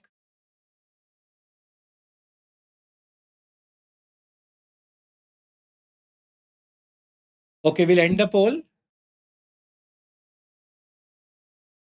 See, Majuli mask is the most obvious one because this is related to Majuli itself is in Assam. First, remember Revel and Manderva Rajma. So these two are connected. These two is not connected. Answer is B. Only two in the sense, only two out of. So I specifically wanted you to remember these three out of this set. I'll keep on sprinkling some of this around, right? For the purpose of your understanding. As I said, I just don't want you to sit there and take this information passively. Yes, it is going to be a difficult question. Jay, I am trying to do my part here to at least create. What happens is sometimes in the examination, these words stick, meaning somewhere or the other through your visual memory, you will remember Sir said something about Crevel. And that moment sometimes flashes in front of you, where you will think, oh, I have heard it somewhere. Kahin to suna hai. Somewhere I have heard this. Maybe it is somewhere. So that is why I'm pushing it so that you can inculcate it in. Right. Okay. Perfect. Nalanda University. Again in the news. It's been a while. Nalanda was related to the G20 also because our Prime Minister met a lot of people exactly in front of this image and made by Kumar Gupta. It is, it was rather, now we have a new campus for it. It was one of the most important center of education in the eastern sector. Now you have to remember certain facts related to Nalanda because Nalanda becomes relevant generally. First, the recent development with regards to revivalism and its campus coming up is the context in which we are discussing this. Takshila has also been in the news. Vikram Shila also in the news. Don't worry about that. Now, made by Kumar Gupta. First thing, constructed by Kumar Gupta I, Gupta dynasty. Then It is also related to what are called the Pushyabhutis. Pushyabhuti dynasty. Most celebrated ruler is Harshvardhan. Remembering the year per se is not going to help you because it may not really help you in the larger context of things. You will never be able to remember something like that, as usual UPSC does not ask you dates. Then the Palas, in the Pala Pratyahara Rashtrakuta tripartite struggle, the only Buddhist dynasty, then protected, revived, and Dharampal of the Palas constructed Vikramshila and at the same point of time revived Nalanda. Therefore, Nalanda and Vikramshila flourished together under Dharampal. Then we know so much about Nalanda because of two to three sources. First is Yunsang. Yunsang traveled to India. He went into the Nalanda University, gave us a lot of information about how studies were conducted there. Then we have one more traveler from China. His name is Itzing. There are three travelers from China: Pahean, Yunsang, Itzing, FHI. Pahean, Yunsang, Itzing. Pahean is the only one who's not associated with Nalanda, but Yunsang and Itzing are. Further, we know that the alumni of this university were also stalwarts in their spaces, which is Nagarjuna, Aryabhatta, Dharmakirti, all were associated with this university. Even the Indonesians, the Shailendra dynasty has mentioned about Nalanda. And when the second battle of Terrain happens in 1192 and Gori wins the battle, he sends Bakhtiar Khilji into the eastern sector. And it is Bakhtiar Khilji who will then destroy Nalanda, Vikramshila both. It is believed that the Nalanda University was burnt, and it basically the books which were burnt for at least months, 5 to 6 months. There was smoke coming out of the Nalanda University. Further, it was Francis Buchanan Hamilton who then identified this in 1812, and Alexander Cunningham is the one who visited it and then established it as a ruins as we know it as today. This restoration was done by the British.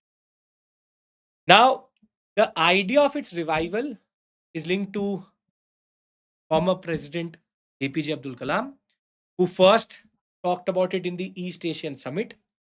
Thereafter, the Indian Parliament passed the Nalanda Universities Act, and till very recently, the Bihar government was constructing this. Finally, the new campus has come up. It's a net zero campus because it has a water treatment plant and it is environmentally friendly. And it is in that regard now a symbol of the educational prowess of India. To the same Indians, Macaulay said that one shelf of a European library is superior. This is a relic which tells us, a past which tells us we have a more superior culture. When you used to think that the earth was flat, Aryabhatta was calculating the circumference of the earth. So, how to remember foreign travelers? Don't have to worry about it. FHI first you remember, then you remember it according to the context, which is Nunes, Paez, Domingo, all of them for the Vijayanagara period. Don't try to learn them randomly, learn them according to their, you can say, period. That will help you. Sorted, everyone? Nalanda University, Nalanda Vikramshila, referred to. Okay, now we'll push a poll. Consider the following statements. The Nalanda and Vikramshila University were established by Kumar Gupta of Gupta dynasty.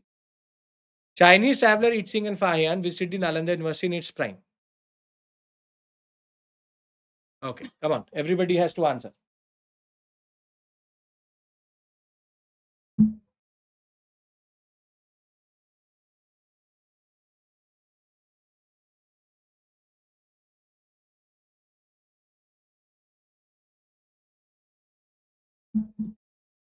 Okay. This is easy, but in the context of the examination may become difficult. So please note these concepts.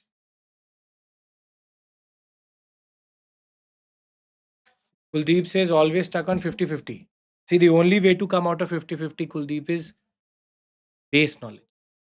If your foundational knowledge is problematic, it will always lead you to come to 50-50. That is the only thing which will save you. Okay, we'll end the poll. The only way you do it is like that only. Okay. So, yes, neither of these statements is correct. Nalanda is Kumar Gupta, Vikramshila is Dharampal.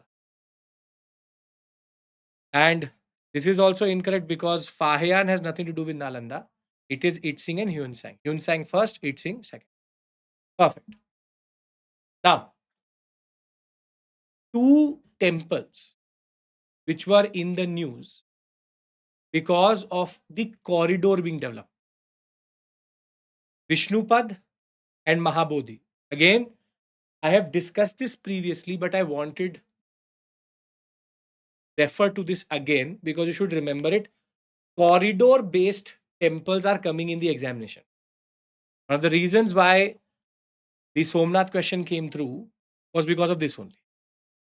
Because the government is proposing multiple corridors. Very good, Anamika. The finance minister recently announced that there will be a corridor for the Vishnu temple at Bodh Gaya or Gaya and the Mahabodhi temple at Bodh Gaya. Now, why is it called the Vishnupat temple? It is believed that Gayasur, who was the demon, Lord Vishnu kept his feet or foot on his head and pushed him into hell, Patal. That is why it's called Vishnupad, that the foot of Lord Vishnu actually touched the grounds of the Gaya sector. That's called Vishnupad there. Now, this temple which you see here was actually constructed by Queen Ahilyabai Holkar of Ahmednagar. It is on the Falgu River and generally Pitru Paksh, which is this period in which we remember our ancestors. A lot of people come to Vishnupad, but Vishnupad does not have a good infrastructure. This will allow for a good corridor to develop and at least the revival of Gaya as a sector in that regard. Did South Indian temples have contact? Yeah, yeah, yeah. Yes, Vedant. The second one, obviously, is one of the most celebrated, which is Mahabodhi temple. Mahabodhi temple related to the Mahaparinivana, the moment in which or what is called the Dharma Chakra Parivartan, which is the moment in which Buddha gained enlightenment. He gave his first sermon, and then thereafter, the Bodhi tree represents Gautam Buddha himself. It's a UNESCO World Heritage Site, does not have a proper infrastructure again. Initial sector was created by Ashoka. It is the Guptas who created the first proper brick temple in this sector. Remember, the Mahabodhi temple represents the enlightenment of Buddha, which means the concept of the Dharma Chakra Parivartana, the Dhamma wheel turning. There are multiple words which are associated with Buddhism. The word which would apply to Mahabodhi is Nirvana or it is Dharma Chakra Parivartana, the chakra. No other word is going to apply. Why am I saying this to you? Because you can get a question like this in the examination. Consider the following statement. The Vishnupad temple, which was recently in the news, is located on the Falgu River in Gaya. Something out of the box, but see next statement. The Mahabodhi temple represents the movement of Pravajya within Mahayanic pantheon. So, what is the answer to this question? What is the answer to this question?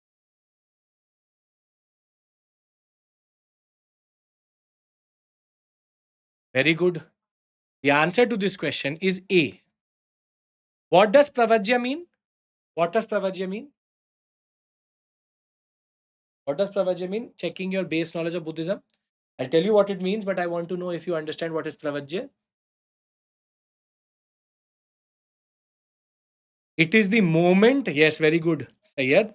It is the moment in which the Upasak leaves his house, the moment of renunciation of worldly pleasures. So this is not represented in the Mahabodhi temple. Mahabodhi temple is representation of the concept of what we today call as Dharma Chakra Parivartan. Again, I hope you understand this point that UPSC will always check your foundational knowledge. Some students just go through current affairs and think I will be able to solve a question on art and culture. But I've been trying to push this for the past 2 hours now that please do understand one thing that it is not like that. It is purely based on the fact that how good your base knowledge is. If your base knowledge is good, you will always get the answers correctly. Okay. So finally, we have finished the first subsection, which was tangible heritage site. Now, let me tell you how to tackle this sector. You should know the states, you should know the terminologies, and you should know their periods. If you know the timeline, if you know the states, and if you know the context, there is no way you can not answer a question. So please make sure that you don't get Algu River is in Gaya, yes. Don't get caught up in the unnecessary. Yes, Pavan, very good. Keywords. Now, once I'm done with this subsection, I will give you a break. And the others are as it is smaller subsections. There are two big ones. At 10, I'll give you a break for dinner. Right? 10 to 10:30, most probably I'll give you a break. And we'll go on till 12, 12:30. Right? Can we start this subsection? Everybody sorted. Charged. I hope all of this is constructive. Students who knew some of this are revising with me. Students who had no idea are learning with me. This is the whole point of this session. Yes? Okay. Very good. Perfect. Now, recently there have been a lot of renamings. We have Fort William in Calcutta. We have Andaman and Nicobar Islands, and we have Port Blair being renamed. We also have renaming of the halls inside the Rashtrapati Bhavan. So you should know all of these contexts because now these areas become very important. So recently, Fort William was renamed as Vijay Durg. Durg means fort, and Vijay means the idea that we are victorious in that regard. So Fort William is a site or a space which is quite close to us in the negative sense. Because if you know, Fort William is where India's colonial history starts properly. Firstly, it was established by the British by the late 1600s. 1698, as it is, they will get control of the three villages which will later be called Calcutta. But what is more important for us generally is that it is the same place where the fortifications were being done by the British when the Seven Years' War started, and at the same place where the Black Hole incident happened. So, the Black Hole incident, not a tragedy, British tragedy incident, we don't even know the exact number. Black Hole incident is remembered as the moment in which Clive is going to use that to justify the military action, what is called as the Battle of Alinagar and then the Treaty of Alinagar, which in turn will lead to the Battle of Plassey. So, Fort William, which was the Indian Army Eastern Headquarters in Kolkata, has been now renamed as Vijay Durg, and this is named after the Maratha naval base under Chhatrapati Shivaji Maharaj. There was one more renaming within that building, which was called Kitchener's House, and now it will be called as Manek Shaw House, honoring a great general of India. And St. George Gate is now going to be called Shivaji Gate. So we have Vijay Durg, we have Manek Shaw House, and we have Shivaji Gate, Shivaji Maharaj Gate.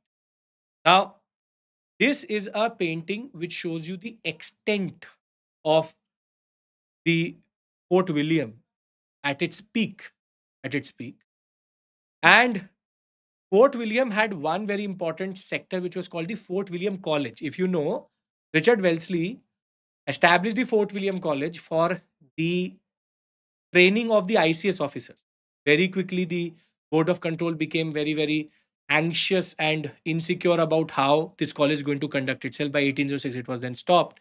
And then there will be the Haileybury College, which will develop in London. But Fort William is linked to our history in a very intricate way. Developed in the name of William III of England, you should know this. 1696 is the first brick or the foundation stone of this was established. It will be completed by 1706. Siege of Calcutta, Black Hole Incident, and Plassey all are linked. And further, today it has the Indo-Pak War 1971 museum also inside it. Now, UPSC can play with a lot of things. And that is why I'm going to push you a question which will check if you are able to play with those concepts in that regard. If I say to you, I'm going to remove all of this. If I say to you that Fort William College, Fort William College was established in early 18th century. What is the answer to that question? Correct or incorrect? Correct or incorrect? Early 18th century. It is an incorrect statement. 1806 means early 19th century. So in the examination, pay attention. I'm saying Fort William College. Even if I say Fort William, it is late 17th century, rather late 17th century, early 18th century. So you have to understand these early, late, and mid. So you should be able to figure this out in the examination for a UPSC history question. Please pay attention to two things. First, the starting statement, because most of modern day questions can be solved by the introducing statement itself. And please make sure that you take care of the time period. If you are not able to take care of the time period, you will then mess up the whole sector properly. Right? Okay. Now, Rashtrapati Bhavan has also renamed two of its halls. One was called the Darbar Hall, and the other one was called the Ashoka Hall. Darbar Hall is now being called as the Gantantra Mandap, or the Republic Mandap. This is where you will see all the major events happening, the Arjuna Award, the Padma Vibhushan, all the awardees come into this sector. The very iconic Buddha statue in front of which the president sits. Rashtrapati Bhavan, beautiful architecture, but is also a reminder of the dark colonial history. And the other one is called the Ashok Hall, now called the Ashok Mandap, not named after the Ashok per se. See, in a way, this is where it's just the word hall has been made into Mandap, but it's now been named after the Emperor Ashoka for his concept of peaceful coexistence, for his diplomacy, for his idea that there is unity in that regard. So, Ashok, this is very easy because it's called Ashok Mandap. The other one is difficult because it's from Darbar, it became Gantantra. Now, one thing which you should remember is, where does this word Darbar come from? Because now the Darbar word becomes important. British organized three Darbars in India. This idea that their paramountcy needed to be reflected in different concepts. In 1876-77, different books will give you different dates. And in 1903, two Darbars happened, which is in Calcutta. 1911 Darbar was the shift of capital, the annulment of partition of Bengal, which happened in Delhi. That was the last Darbar. Idea of Darbar comes from, yes, the concept of Mughals and the idea that we have a show of power and paramountcy in that sense. Now, this is the Ashok Hall. The whole ceiling is marked by Mughal murals. Beautiful building again. Unfortunately, the people who died behind this building is a separate story altogether. But today they stand as an example of the grandeur of the Indian state, also, but also of British colonialism in that regard. But this is what I want you to answer. Two topics I've clubbed together to make one question. Consider the following statements. Fort William College was developed by Arthur Wellesley to train ICS officers in India.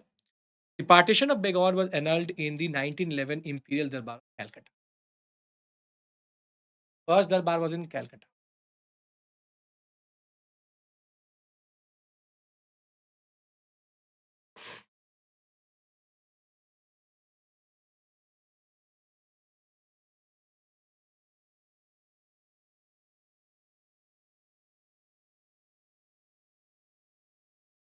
My only suggestion to you is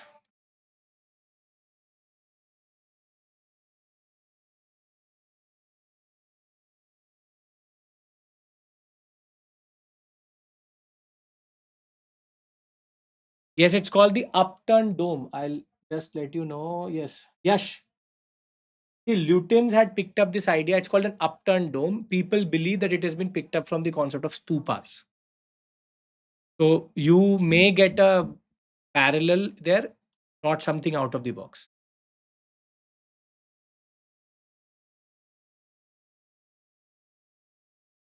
Yes, the British will never accept that it was actually something where they picked up from Indian concept.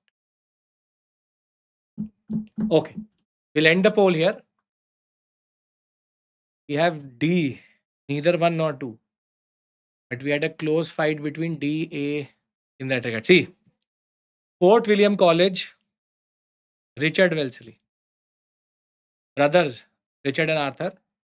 Second, not in Calcutta, Delhi. 1877, 1903 is Calcutta. 1911 is Delhi. Three darbars happen in India. This is and the annulment of the partition of Bengal and Bihar taken out from Bengal was done via the Imperial Darbar at 19.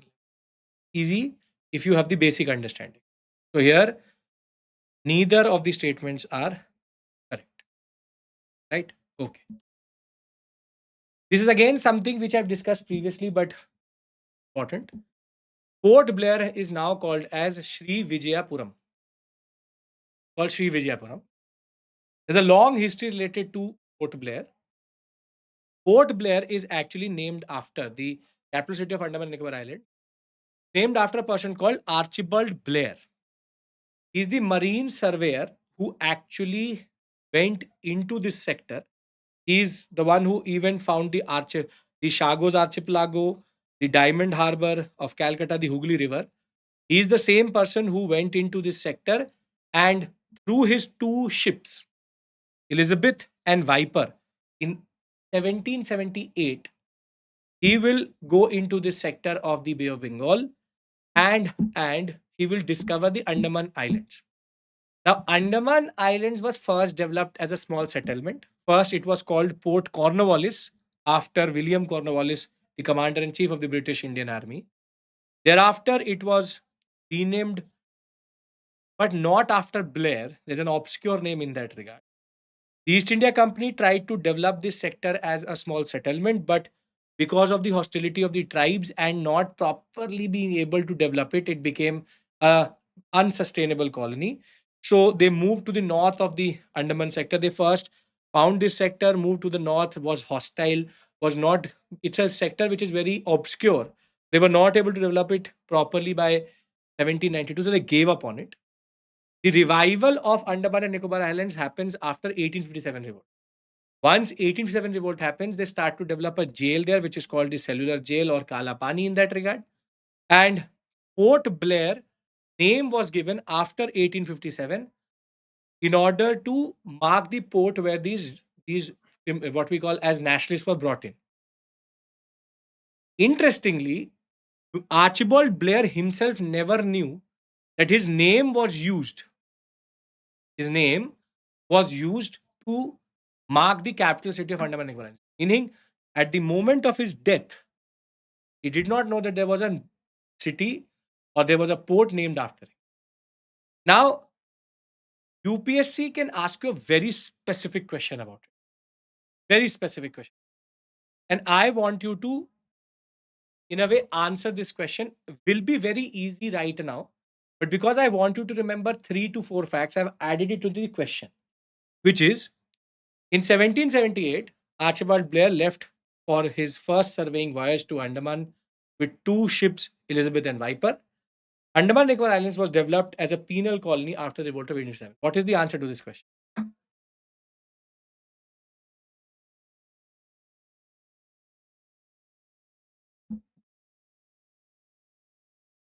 Remember, we have still not covered GI tags and UNESCO. Two very important topics we will do after this section. I'll give you a break.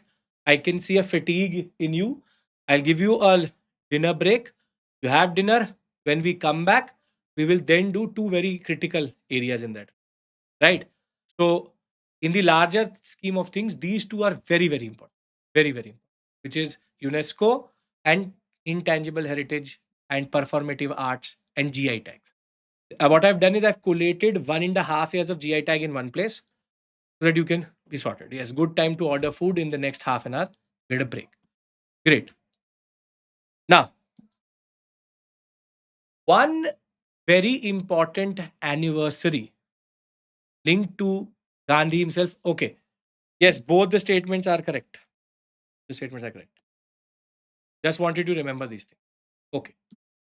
Now, one very important anniversary came up recently, which is 1924 Belgavi or Belgaum session. What is so special about the Belgaum session 1924?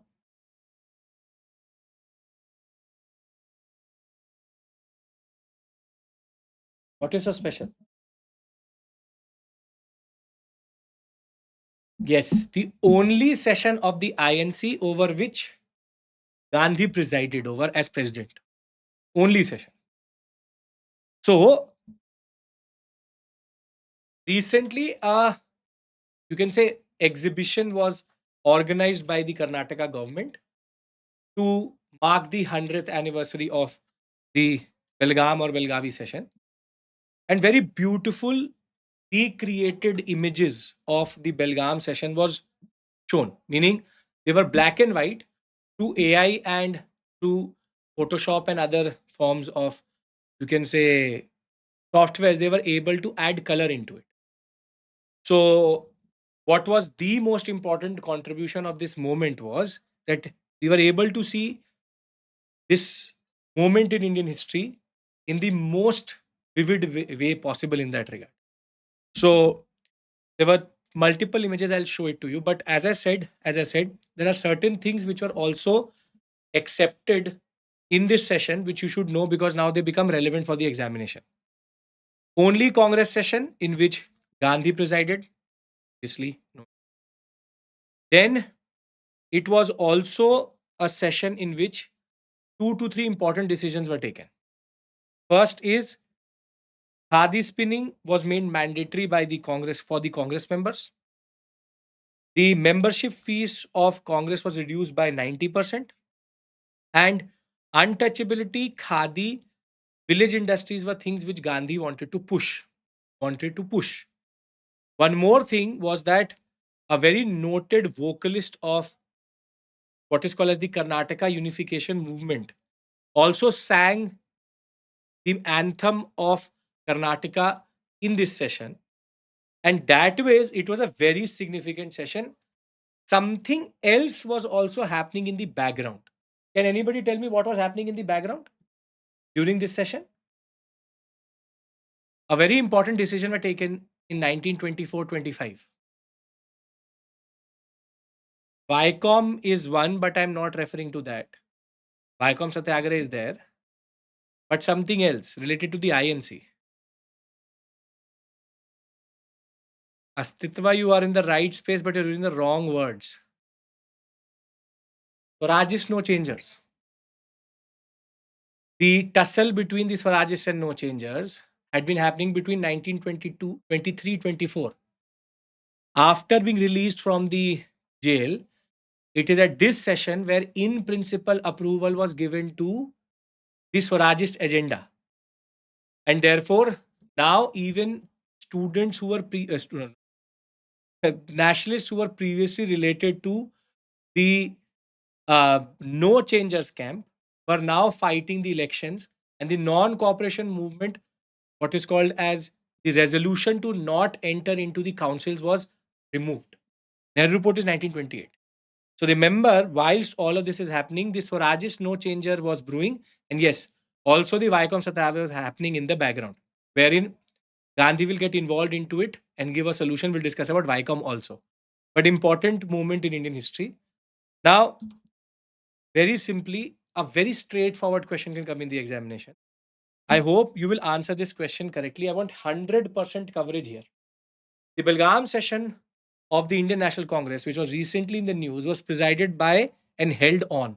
What is the answer to this question? Easy right now, difficult in the exam. Factual question, but a legitimate question. Actual question, legitimate. Perfect. Very good. Mohandas Karamchand Gandhi and 1924. Nothing out of the box, but important for the examination. Now, again, a topic which I've discussed in multiple platforms, but I'm trying to bring it here because it's a collation of everything. West Bengal State Day and West Bengal State Song. Just recently, the State Day went by, Poila Baishak as it is called. And the state song is the author or the composer of the state song of Amar Shonar Bangla and Banglar Mati, Banglar Jal, and the national anthem. All are the same. Rabindranath Tagore, which becomes a very significant contribution of Rabindranath Tagore himself. So, West Bengal government has notified that Poila Baishak is going to be the state day, but there's a very interesting controversy behind this, which is the governor has said that Poila Baishak on 15th April should not be the state day. Rather, an interesting date came up in the background, and that was 20th June. 20th June 1947. 20th June 1947 is the day on which there was a vote in the Bengal Provincial Assembly over over the issue of partition, which is on 20th June 1947, the Bengal Legislative Assembly took the decision to divide Bengal into West Bengal and what is today Bangladesh. Now, the governor said that this should be the day on which state day or foundation day of Bengal should be. But this government said, why are we remembering this painful moment? A state day should be about happiness, should be about celebration of culture. It should not be about a moment in which there was a communal holocaust which was going to happen. So, very simply, there was a tussle between the governor and the government, and the government prevailed and said, we are not going to remember the painful day of 20th June to be the day in which we will celebrate a state day. So, therefore, Poila Baishak is the state day of Bengal. 15th of April, in and around that. Yes. Thereafter, the state song of West Bengal has been chosen as the Banglar Mati Banglar Jol. This song was composed by Rabindranath Tagore, was sung on 16th October 1905 when people were tying the Rakhis to mark or to condemn the partition of Bengal. And therefore, the national anthem of India, the state anthem of West Bengal, and the national anthem of Bangladesh, all same composer. So therefore, if you get a question like this, what is the answer to this question? Consider the following statements. West Bengal State Day historically marks the rise of Gandhian nationalism in Indian freedom struggle. Both the national anthem and the state anthem of West Bengal have been composed by Rabindranath Tagore. Both the national anthem and state anthem of West Bengal has been composed by Rabindranath. What is the answer to this question?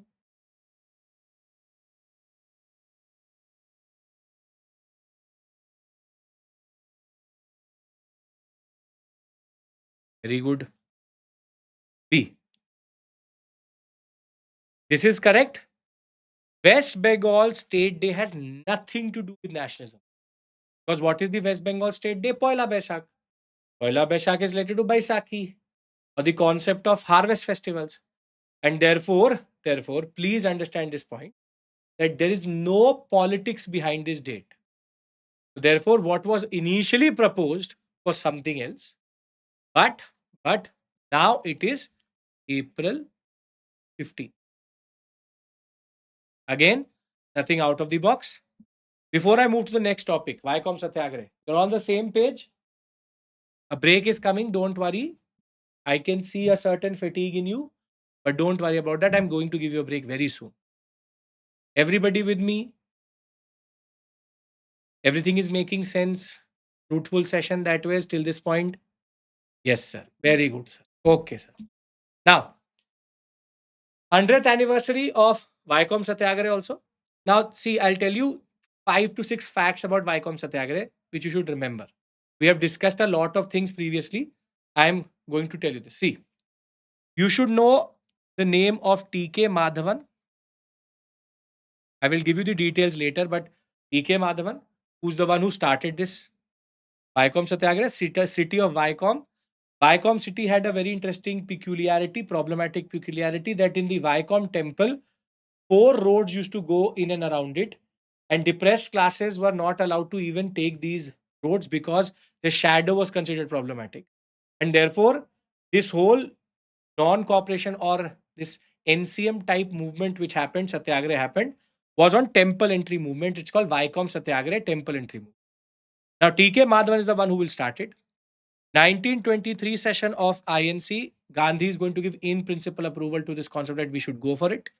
1924, this will start. 1924, 25, and 1936 are three very important dates here. 1924, the Viacom Satyagraha will start. There will be picketing. There will be depressed classes walking on these roads. Jail bharo is going to be followed. And there will come a time that the British would have to barricade these 4 roads because too many people are getting arrested. Standard Gandhian strategy of jail bharo. Same point of time, you should know that now they started to have what is called as bhajan and meetings on these barricades. So it became very problematic. The Maharaja of Travancore had just recently died. So the regent to the son of Maharaja of Travancore, Setu Lakshmi, was the one who will give one concession, and that concession is going to be she will ask all of the all of the people arrested by the British in this Satyagraha to be released. But that was not enough. That is where Gandhi will get involved into this movement in 1925, and he will come up with a what is called as an interim arrangement. And that interim arrangement is going to be 3 roads will be open to everyone. 1 road will remain exclusive for the depressed class. 3 roads for everyone. 1 road is going to be specific to the Brahmanical community, meaning the depressed classes will be not allowed to enter into that 1 road. That was an interim arrangement. Vaikom Satyagraha with Kalaram Temple movement, which Dr. Ambedkar started. Kalaram Temple movement did not really go anywhere, but Vaikom Satyagraha had one small victory in the form of Gandhi's intervention in 1925. But in 1936, finally, the Maharaja of Travancore will open all state-run temples to all castes, and that will be the victory of the Vaikom Satyagraha. Just to add this detail further, March 30th, 1924, Vaikom Satyagraha starts. 1917, T.K. Madhavan is the first one who talks about this, what we call as injustice which was happening. 1923, the Kakinada session of the INC, Kerala Provincial Congress Committee will say, yes, we should take up this issue. 1924, Maharaja of Travancore died. Queen Setu Lakshmi Bai is going to then release all prisoners. 1925, Gandhi is going to iron out all the issues and compromise was 3+1 formula. 1936, Maharaja of Travancore opens in a historic concept all the state-run temples. Remember, state-run temples to all depressed classes and all castes in that. Why am I saying state-run? Because most of the temples at this point of time were actually not state-run. The impact was very, you can say, limited, but at least in principle, something major happened in. So, tell me the answer to this question. Consider the following statement with regards to Vycom Satyagraha. In 1924, the British opened three out of the four roads surrounding the temple for everyone. In 1936, Maharaja of Travancore passed the temple entry proclamation, which removed the age-old ban on the entry of marginalized castes into temple of the state. Which of the statements are correct? What is the answer to this question?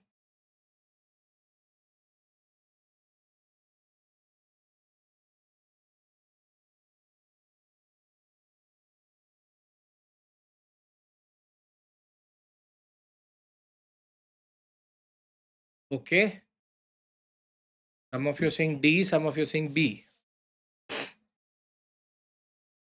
Yes, the answer to this question is B. 1924, British have nothing to do with this. Why the British have nothing to do with this? Can anybody tell me what is the answer to that question? Why British have nothing to do with this whole concept other than arresting these people within this sector? Any statement where the word viceroy, governor general is used, very good, Vaishnavi, very good. It is a princely state. It's a princely state means that it remained under the indirect control of the Maharaja of Travancore only. Only the resident was there. So in this whole episode, it was more about Maharaja of Travancore versus the Vycom Satyagrahis. So here the governance control was not under the British. Remember this point, right? Okay. So we'll take a break here. We will come back by 10:15. Works for everyone. We will be back at 10:15 p.m. and we will do UNESCO. We have GI tags. We have personalities. We have the concept of BRICS, and which is basically international organizations and culture. We have government schemes, small topics left. Very critical. So we'll come back by 10:15. Please drink something, eat something so that you are energetic. I want all 224 of you back. So nobody should be lost in the process of transition. Right? So we'll be back and we will cover the other seven sections, which are rather easy and more, can say, lighter, not so many subtopics. Right? GI tags and UNESCO are the most two important. So I will see you in the next half an hour. You don't have, this stream will remain. You now know the standard protocol. You just have to come back, join me. I will push in a message into Telegram channel also, just to remind you that we are back. Thank you. I'll see you in the next half an hour.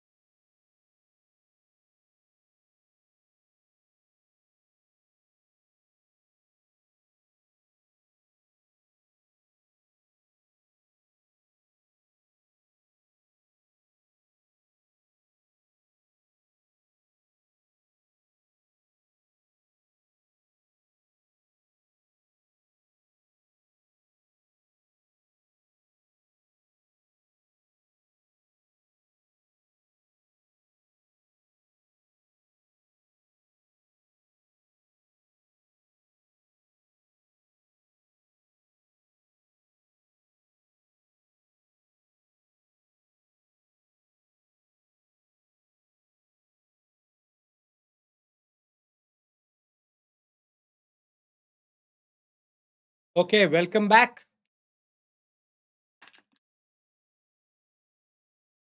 Welcome back. Welcome back. Welcome back.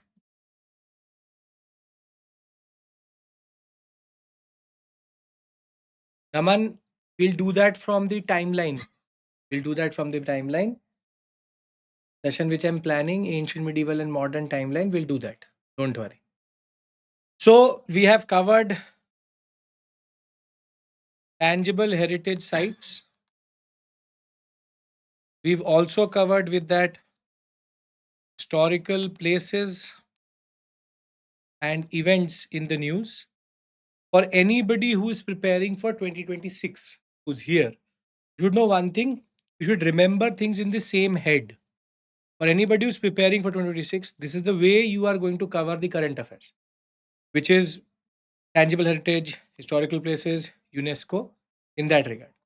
So, Kirti, you are going to use the same structure in order to understand. It is the first within that state. Is first within that state. Yeah, we will discuss the timeline and we'll cover everything. Everything from prehistory till the end. I'll cover everything. Okay. So the first news related to you all are trickling in. I'll play it out so that everybody can come through. The first major news, which date Pavan I have to decide. I will push it into the Telegram group, which has been also pushed into that. Most probably sixth or seventh. We'll see. Most probably Tuesday, Wednesday, like that. Now there has been just recently in the past 15-20 days, six new properties have been added into the UNESCO tentative list. Now, first we need to understand what is the difference between tentative, representative, and nomination. Now, as you would know, as you would know, first a nation,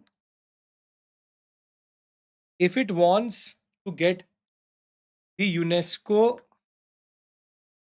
representative list recognition,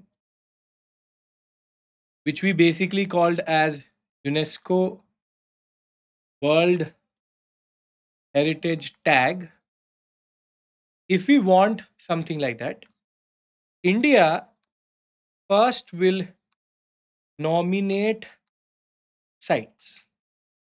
First, it will nominate sites. These nominations will then be added into the UNESCO tentative list of tangible heritage. And thereafter, the UNESCO committee will then only choose only choose the sites which are there in this list for the representative,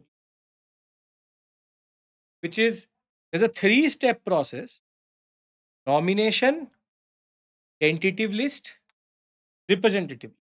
Now, based on this understanding, tell me, these six properties, can I call them UNESCO heritage sites? Yes or no?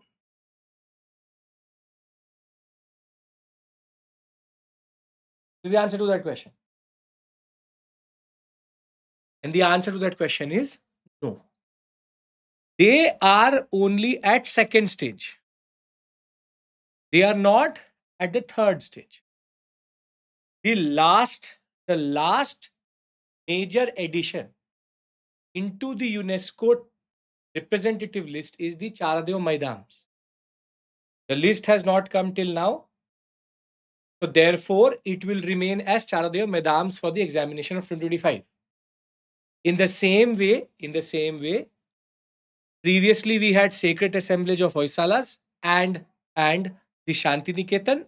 We had Charadev Maidans. And intangible, we have Garbha. After that, there has been no addition. So for 2025, that will stand. Now, what happens is when certain sites get nominated for UNESCO, Now, those sites, general history becomes important. General history becomes important. So let's discuss these six new properties. As of right now, we have 62 properties or 62 sites which are in the tentative list.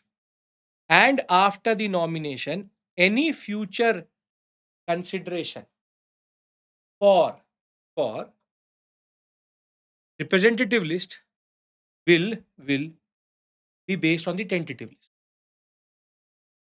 If you're appearing next year, I will be here again telling you what is the concept. We will discuss that. Antara, we have that also.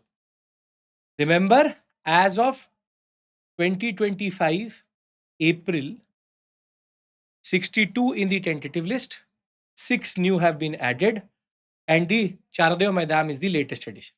Okay.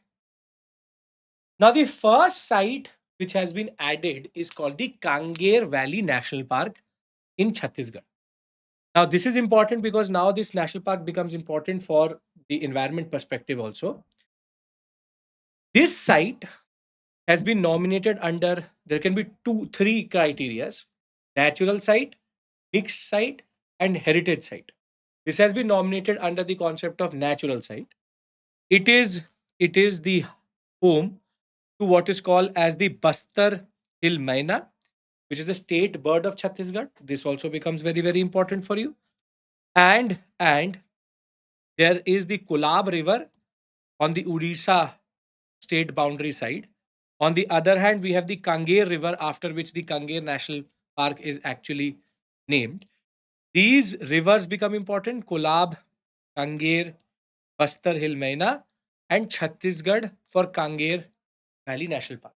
Standard question has come previously, and therefore, Kanger Valley National Park is now under the UNESCO tentative list for heritage.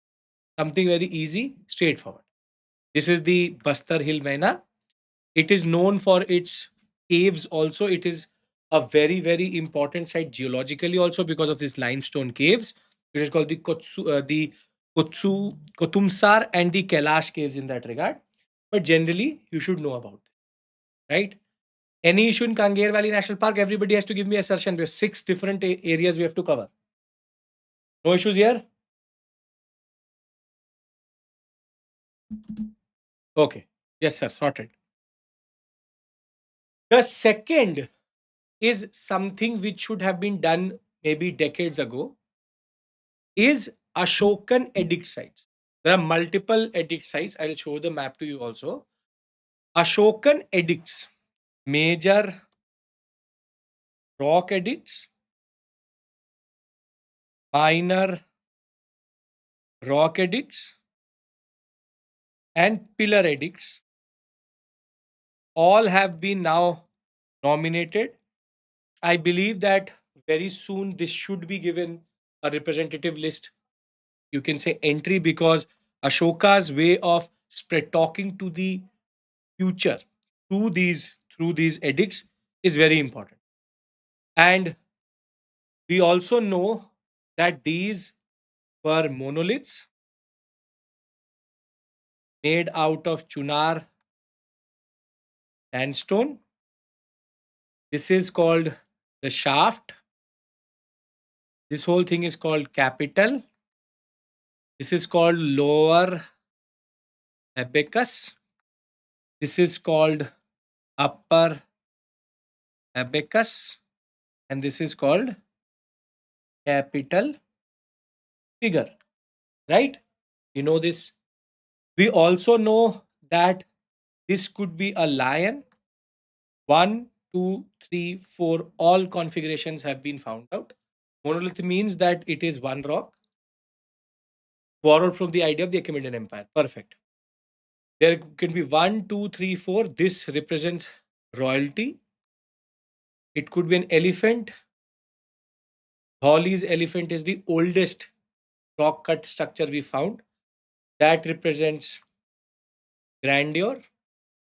It could be a bull, which represents fertility and prosperity. We know this also.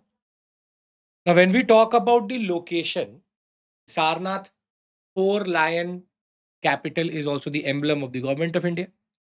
What is important for you here is this, which is major rock edicts mark the boundaries of the Mauryan Empire. And therefore, you should know where the Mauryan Empire was. Shahbazgadi, Mansera, and Kandhar, not in sector. Thereafter, Howli and Jaugada has come in the examination last year itself, 2024. Any student who had gone through the list which I provided in the class would have easily got it, which is Dhauli, Jaugada has come in the examination. Thereafter, Kalsi, Sopara, Girnar, and Yeraguddi now become an important set which can be asked. Now, what is the difference between major and minor rock addict? It is on the size of the rock. If the rock is very big, it is a major rock addict. If it is a small rock, it is called a minor rock addict. And pillar addicts we already know. For example, in Vaishali, we find the one lion configuration. Sankisa, we have the elephant. In Rampurva, we have the bull. Then in Lori and Andargan, we again have one Rampurva, one lion. Sachi, we have four lion. Sarnath, we also have four lion. This is pure static art and culture based on the Mauryan dynasty, not something out of the box. We have three configurations in which we find the edicts, something which is an architectural marvel in itself, but it took so long for them to put it into the tentative list. Related to Buddhism, related to the only centralized empire of this time. The third, everybody is sorted with regards to Mauryas. Nothing out of the box. I think you all know that by this point of time. I hope you've revised it also, what the edicts say.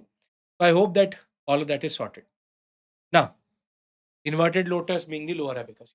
Okay, now we already have seen a question on this. So therefore, it does not become a good candidate for the examination. But Chaucer Yogini temples, which are considered to be the inspiration for the design of the old parliament building, has now been added into the tentative list of UNESCO World Heritage. Was a temple structure and a cult, Yogini cult, which we find across multiple spaces. But 40 kilometers away from Gwalior in MP in Morena district, we find the Ekotsra Mahadev temple, which is also called Chaucer Yogini temple, made by the Kachcha Paghata king. This was what was asked in the examination, Devpal. The most important aspect is you should now know the structure. Why is it so important? See, in the middle, we have Shiva, 64 yoginis, that is why Chaussat yogini, and it's actually an open air configuration. It is a circular temple, something which we've not seen previously. Unlike the Nagara Dravida and Vesara style, it is believed that the old parliament building mimics this concept. Because if you look at the old parliament building from the top, it will be a hall, and then it has two major chambers on both sides, which is very similar to the concept of this whole, what we call as Chaucer Yogini temple structure itself. Again, as I said, this would have been a very good candidate for the examination. But because of the old parliament building and the central vista scheme itself, it was already in the news. So therefore, it became something which was going to come in the examination. It has already come in the exam. But this is much needed. It is very, you can say, it's unfortunate that this was all not already added to the tentative list and recognized in that regard. In a very interesting way, a very, you can say, interesting way of producing temples. Now, now comes another thing which you cover in NCERTs, I cover as part of what is today called as temple building in India. Again, should have been recovered, but or added to the tentative list wasn't, is the Gupta assemblage in multiple sites, which represent the five stages of temple building in India, specifically Nagara style. Now, what I will do is I'll use this opportunity to explain to you the five stages. Right, Dashavtar temple, Deoghar. First stage is that there is only a Garbhagriha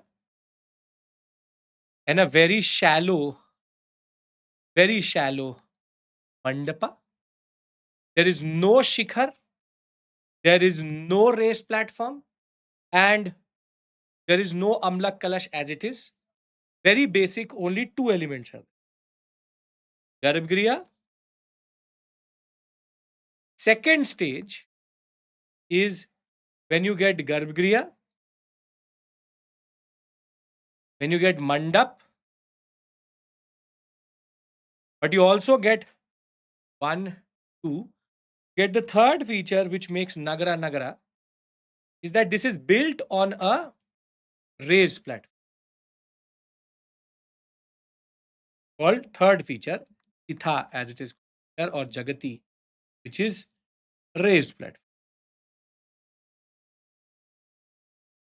Then the third is the most important because major concept will come through, which is it will have a Garbhagriha, it will have a mandapa, it is also based on a raised platform, but the most important feature comes through, which is the shikhar develops, which is the fourth element of, right? In this, we also get Panchayatan, which is multiple shrines in that regard. No water tank because water tank is specific to Dravida style. Then we go to fourth and fifth stage. Fourth stage is what? It is rectangular, rectangular Garbhagriha. And the last one is a circular Garbhagriha. Basically, they are now showing off.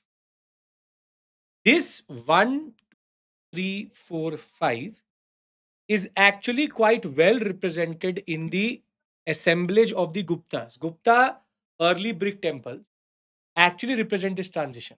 This is basically a representation of the third stage.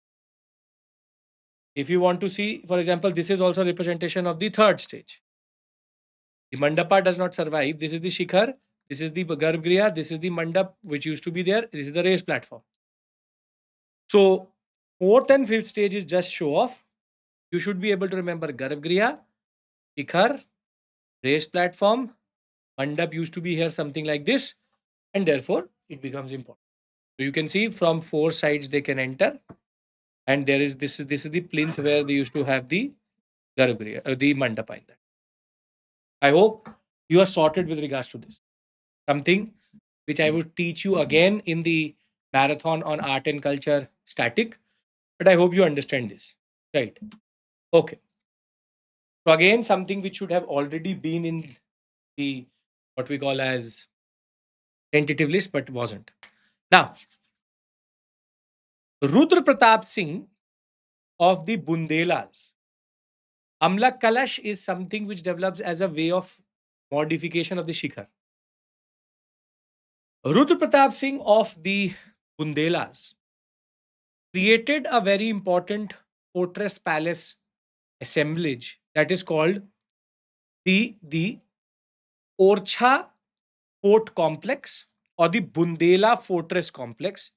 We have the Chanderi, Daita, and the Orcha Fort Complex, a mixture of Rajput plus Indo Islamic architecture plus Mughal, a beautiful assemblage, which again, I don't know how they had never nominated into any list because with Chhatri, with balconies, with the use of the dome, with the use of the inverted lotus, with the use of the red, yellow sandstone. Orcha is a place. Orcha, Daita, and Chanderi are places. Three very important forts of the Bundelas. They have now been nominated, and therefore, again, a very beautiful part of our history which had previously been ignored. So, there are Mughal elements, there are Rajput elements, and there are also elements related to how Indo Islamic architecture interacts with the Bundela Rajput understanding. So, this is where this whole assemblage has also been then nominated. Now, the sixth thing, these five are sorted to everyone: Bundelas, Maurya, Gupta, Chaussat Yogini, and the first one which we did. Yes, five. Any issue? No? Okay. Now, the sixth needs a little bit of context, and that is related to the megalithic period. Now, see, megalithic in Indian history, megalithic in Indian history refers to a period between 3000 BCE, sometimes 2000 BCE, till 300 BCE in South India. And what is the most important aspect is they are agro-pastoral. This is called the Iron Age of South India. The last topic I'm going to discuss with you today is related to the Shivagalai excavations and the concept of South Indian megalithic time period going way beyond the IVC. But megalithic period is a very important period because it is the representation of Iron Age in South India. And at the same point of time, they are known for their grandeur in burial practices. That is why they're called megalithic, big stone. Now, the static here is you should know what are the different types of megaliths which are there: chambered, unchambered, and basic practices which are related to non burial megalithic. So, when we talk about chambered, meaning structures which represent a certain, you can say, burial, which has a very big structure on it, that is called megalithic. When there are chambers in which the bodies are kept, it's called chambered, what is called orthostats. Orthostats are basically slabs which are kept in the burial so that it becomes like a chamber. But there are four types or three major types in this. One is called cyst, which is, for example, if this is your ground level, then you keep four very big slabs like this under the ground. Then it is called cyst. Now, for example, you have this as the level, and then half of this is coming out. Then it's called dolomenoid cyst. And the most common, which is generally considered to be the most important third, is called dolmen. Dolmen is when you have ground level, you have very big stones like this, like for example, Stonehenge, kept like this, called dolmen. So dolmen is when everything is above ground, cyst is underground, dolmenoid cyst is in between. These are the three major type of chambered megalithics. Now, can we say that Mughal burials? No, no, no, no, no, nothing like that. Mughal burial practices is not common to just the megalithic period. It is common to the IVC also. It is how they celebrate it. The in Kerala and in Karnataka, we have very specific types of dolmen also, and they are called topikal and kudaikal. Meaning, in Kerala, you will find something like this.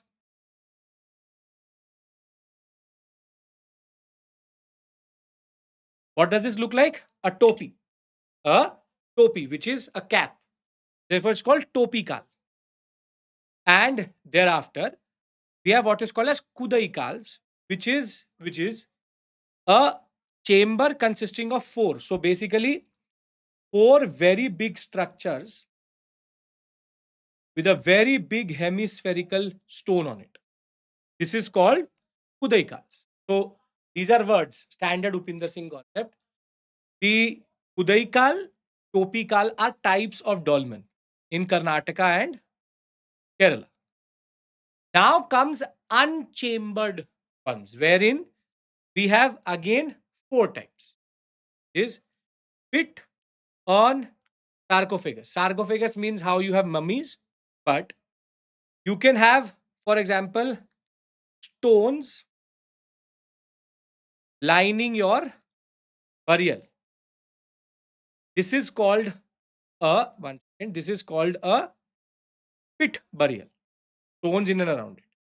Then you can also have that there are stones, but there are also a heap of stones which represent something like this. This is called crane. Called crane. So crane is heap of stones. You can also have pit or both together, which is these two married together to create what is today called as a crane stone circle. And last is you can also have what is called the menhir. This is what really matters to me. Menhir. You know the concept of tombstones in Christianity and in Islam. Do you understand what is a tombstone? When a person is buried, there is name, period. You see, you've seen this. This is actually an evolution of the concept of menhirs. Menhirs are basically one stone which is there, which marks. I can show this to you, which marks the burial itself. Menhirs. So this is the static portion here, which you should know generally, which is what is the concept of cyst, dolomite cyst, and dolmen. Within dolmen, topikal and kudaikal. Thereafter, dwelling, crane, and stone circle crane. And then the concept of menhir. Menhir is basically one stone is kept like this to mark where you are buried. Now, why am I having this discussion? Because the sixth site, which was actually added to the UNESCO tangible or rather tangible tentative list, was the Mudumal megalithic menhirs. Meaning in Telangana, there is a site where we have such menhirs together representing a very beautiful megalithic culture, which also shows a huge burial ground. 80 tall menhirs, 3,000 small menhirs are there, and that ways these areas are considered to be very sacred. Sometimes they are also for heroes. For example, very important personalities of a certain culture is given a menhir. So you have to know what does this word menhir mean, because now you have this word in the context. So if you get a question in the examination related to the concept of what we today call as menhir or megalithic, you should be able to understand what it is. Megalithics become very important. There's no buffering. I can see that. Don't have to worry about that. No buffering. So please, you should be able to understand. Yes, warrior stone concept comes out of here itself. Yes. So six sites we have discussed. I hope all of you are on the same page with me. Six sites. Anybody has any issue here? No? I've given you the static portion also. Now, please answer this question. I'm going to push the poll to you. Please answer this question. Consider the following pairs: Udumul Dolmen, Dhauli, Rock Cut Elephant, Deoghar, Dashavtar Temple. Which of the above is are correctly matched? Come on, tell me. Very relevant question for the examination. Warrior stone means that if somebody was a warrior, he died in battle, he was celebrated through a menhir. Sorry.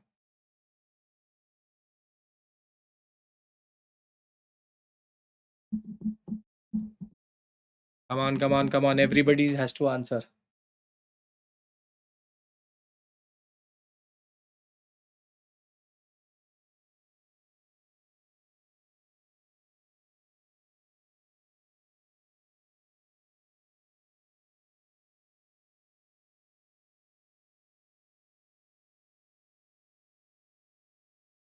If you're answering two pair, B. Which one is the wrong? I'll allow you to answer. Which one is the wrong one?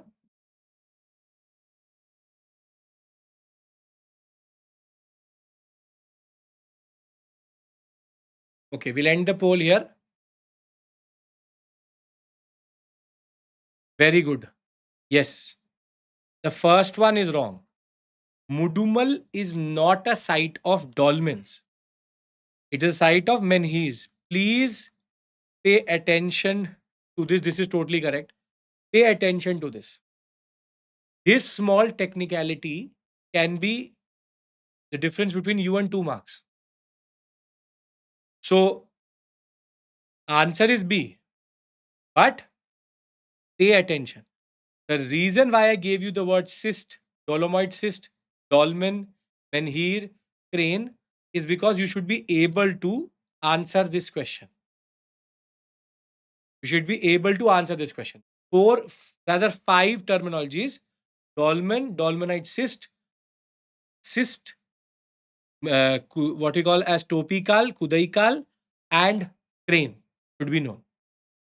Right? Okay.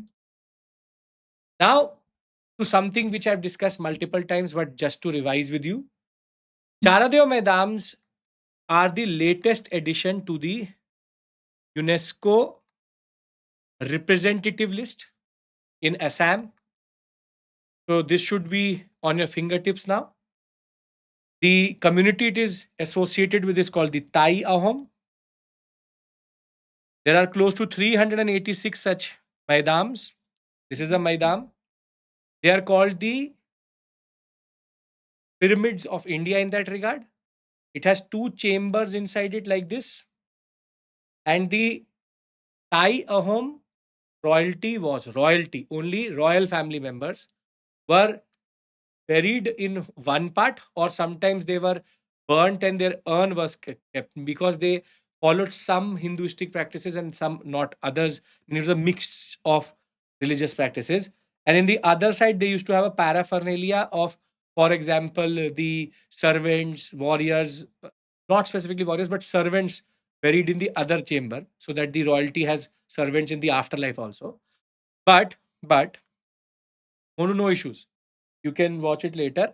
The idea is very simple, that Charadev Maidam basic features should know, because now there is no doubt whatsoever why they will ask a question about this. Now, one thing which I wanted to add as a concept within this, and you should also know, is a body which is called the International Council on Monuments and Sites, ICOMOS as it is called. It is a non-governmental organization which UNESCO takes a lot of advisory from. It is not a UNESCO body, it's a UNESCO advisory body, which allows for the UNESCO to ascertain the importance of that site. So you should be able to understand one thing, that in 1965 this organization was created, and through the Venice Charter it was given full form in that regard. And the fact of the matter is, without ICOMOS advisory, UNESCO is not going to give any specific recommendation for representative list. So you should be able to answer this question also, something related to the UNESCO Tangible Heritage Committee also. Other things you already know because of the information. Tai Ohom, the royalty with paraphernalia. They had crematory practices also, but were having the concept of tombs also, and only 90 such have been preserved. You should also know who are the Ohoms. Established in 1228, Rolung Sukpa is the founder of this dynasty, and this area came under the British through the Treaty of Yandabu. And at the end of the day, they had a hybridized religious practice where Hinduistic practice and the tribal practice were always together. You can get a question like this. Let's check if you can answer. ICOMOS is an association which is not a UNESCO association, it's an advisory body, NGO, which basically gives recommendations to the UNESCO Tangible Heritage Form. Which of the statements is are correct? Come on. Sharadeo Madam tradition is followed by Thai Ahoms of Assam. It enshrined and celebrates the mortal remains of the members of the Ahom warrior community. Pay attention, pay attention. A lot of you are jumping the gun here. Lot of you are jumping the gun here.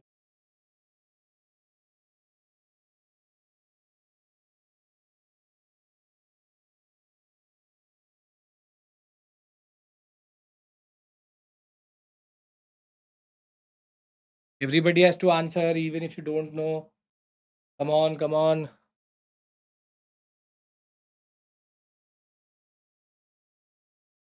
Now you are oriented in the right way. Okay,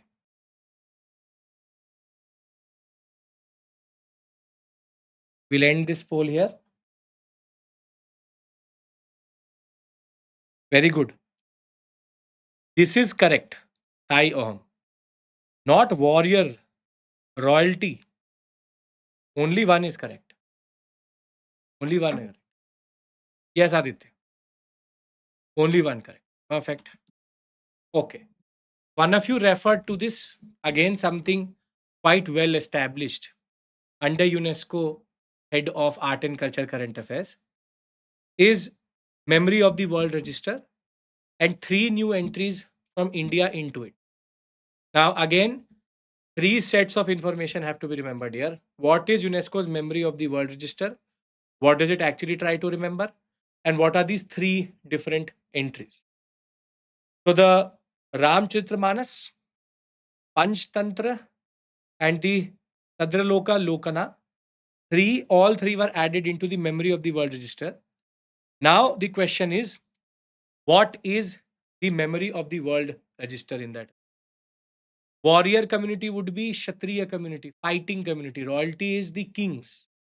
The kings. Okay. UNESCO's memory of the world register is an international body which protects, facilitates access to documentary heritage of the world. It was launched in 1992 to basically remove the selective amnesia about certain texts, because we may know about Panchtantra and the Ramcharitraman. We may not know about the Lokana. So together we have very important texts which represent our culture, but they all are not very well represented in our understanding. Selective amnesia means we are forgetting some and we are not forgetting some. We remember the Manusmriti, but we forget the Lokana in that regard. So, memory of the world register in that regard is a body which tries to protect, show interest, recognize, and it actually what it does is it first registers, gives a logo to that text so that all of us can then interact with it through their portal itself. So it tries to give accessibility to all text in all languages, and it is not just about manuscripts. Anything which has documentary importance, representation of our heritage, it is added into this. There are, as of May 2023, there are 494 inscriptions in this register, keeps on increasing. But for us, what is important is three important texts were added into it. Remember, it is a UNESCO specific thing. We all know the importance of the Ramayana, Ramcharitamanas of Tulsidas, which was converted into multiple languages in multiple nations, be it Cambodia, Thailand, Sri Lanka, or Indonesia. All have been given a very important recognition. The two manuscripts is one by Tulsidas and the other one is the Arabic version of the Ramcharitamanas. Both have been added and given a logo. At the same point of time, Panchtantra has also been given by Vishnu Sharma, given recognition. Vishnu Sharma Panchtantra came in the examination also. And Panchtantra has been given recognition under it and a logo. Further, this is the one which you have to remember, which is the Tadraloka Lokana. This text written by, now please pay attention to these names, Kashmiri scholars Acharya Anandavardhan and Abhinav Gupta wrote a text on the music and the ras, the emotions of music and literature and art. And this inclusion gives a lot of recognition to a text which we really don't know about. So, this text and these two names are now very important. Ras means the emotion which certain literature, music, or art forms invoke. So, please, please, please, these names should be added into your repository of names to be learnt. Ramcharitramanas, Vishnu Gupta Panchtantra are known. This is the one which is not known. UNESCO Memory of the World Register itself was not in the news, has now come through in the news. So you can expect a question on it. Now, you have to answer this question, and I've added certain multiple terminologies so that you can check if you are conceptually clear or not. Consider following statements with regards to Memory of the World Register. The program recognizes documentary heritage and awards logos to identify collections. The register exclusively holds numismatical and epigraphical evidences and preserves them. Kambe does not want, Siddhi does not matter how you pronounce it. Lokana, I used the word Yokana. I myself will not be able to pronounce it in the right way. Come on, everyone. Something which I've discussed previously also, but I'm refreshing your memory. As I said, for some of you, it is revision. For some of you, it is learning.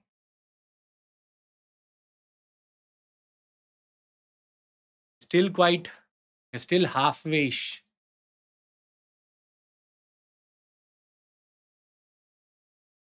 Come on. Very good.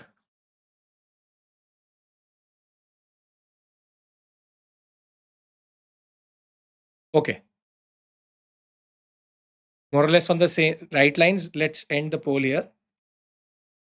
Yes, it recognizes documentary heritage and awards a logo to it. Logos can be based on the text's summary or something unique to it. Numismatics means what? Study of? It awards a logo, yes. Study of what? Numismatics is study of what? Very good, coins. But there's no mention of memory of world register about coins. It is epigraphical evidences, which is inscriptional evidences, but not coins. So this is where you can eliminate this one and answer becomes right. Okay. This topic is something which has been, everybody's on the same page with me. Come on, I want everybody's assertion, sir. We are all on the same page. Let's move on. Last within this subsection. Okay, now this topic was in the news last year also, last to last year also, and this year also. Asia Pacific Culture Heritage Award was initially there last to last year because of the Qutub Shahi Baulis which were restored. UPSC did not ask a question. Then because of Baikula railway station, it was again in the news. UPSC still did not ask a question. Then this year, because of a temple, it is again in the news. So maybe UPSC changes its mind. If they don't ask a question, they don't ask a question. But you should be prepared. Asia Pacific Culture Heritage Award is related to the UNESCO. And a very interesting peculiarity about it is this award is not given to governments. It is given to either public private partnerships or private partnership, not to governmental organization. So the Baikula railway station and the Abateshwar temple in Tanjavur district of Tamil Nadu was the one which have got these awards for what is called as conservation. And this is basically an award which tries to recognize the conservation effort of NGOs, of private bodies, of public private organizations. So, UNESCO Asia Pacific Award for Cultural Heritage Conservation seeks to encourage private sector involvement, public private collaboration, and recognizes private sector, public private conservation restoration efforts. At the same point of time, Baikula had received this for 2022-23. They did not ask a question. Baikula railway station is considered to be one of the earliest railway stations of India. When the first line was developed between Bombay and Thane, this station was a point where shunting used to happen, meaning the railway track was pushed into a different direction and they used to change the locomotives. Baikula, that ways, is a very, very important station because when it was developed in 1853, the first locomotive, Lord Falkland, was also brought in into Baikula. And this whole sector, it was also called the Black Pagoda station because of the Dravida style temple which was there in the corner. Very beautifully represented in multiple what we call as British texts. But is a very important station which was in very bad shape, was in a way recognized and restored by a public private partnership. In the same way, the second reason we are discussing this topic is because of the Abateshwara temple. This temple recently was restored, a Chola period temple under Vikrama Chola and Kototunga Chola. This temple was developed. It has five parakrams. What is a parakram? I taught that. I just mentioned that in the past, what, half an hour, 45 minutes before. What is a parakram in Dravida style temple? What does it mean? Parakrams. No, not valor. It is the path around a temple, also called the Pardakshin Path. Pradakshin path, which is circular or circumambulatory path in and around this concept. See, this is a parakram. See, in the outside, if I show this to you, this is the Minakshi temple, the parakram with 1,000 pillars, as it is known. So from the top, what you see here, this is a parakram. You can move around the whole temple. You can take a pardakshin, or you can take a whole path around the temple in that. There were five such parakrams in this temple, Abateshwara, but was not actually in good shape. One of them has been properly re-established, and there's a lot of effort which is going from the trust in restoring the the temple itself. The temple itself. A parikrama parakram word comes through like that only. I discussed this when I was discussing Dravida style temples with you. Okay. So I hope UPSC asks this question, but if they don't know, task does not really. But you should be sorted with regards to Asia Pacific Award and why on conservation, both these, right? Okay, I've covered all bases so that you're sorted in that regard. Let's take this question up and see if you have picked up what I want you to remember. UNESCO Asia Pacific Award for Cultural Heritage Conservation recognizes the efforts of governments in heritage conservation and restoration. The first railway line in Indian subcontinent was laid between Bombay and Surat. Come on. This should be an easy question for all of you.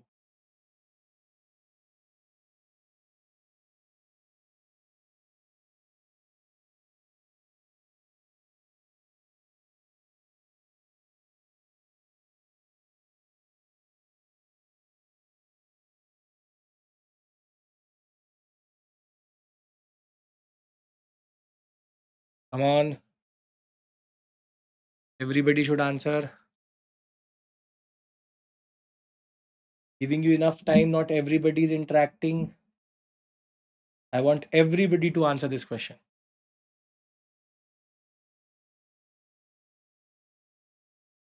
Even if you don't know, good. Give it a minute.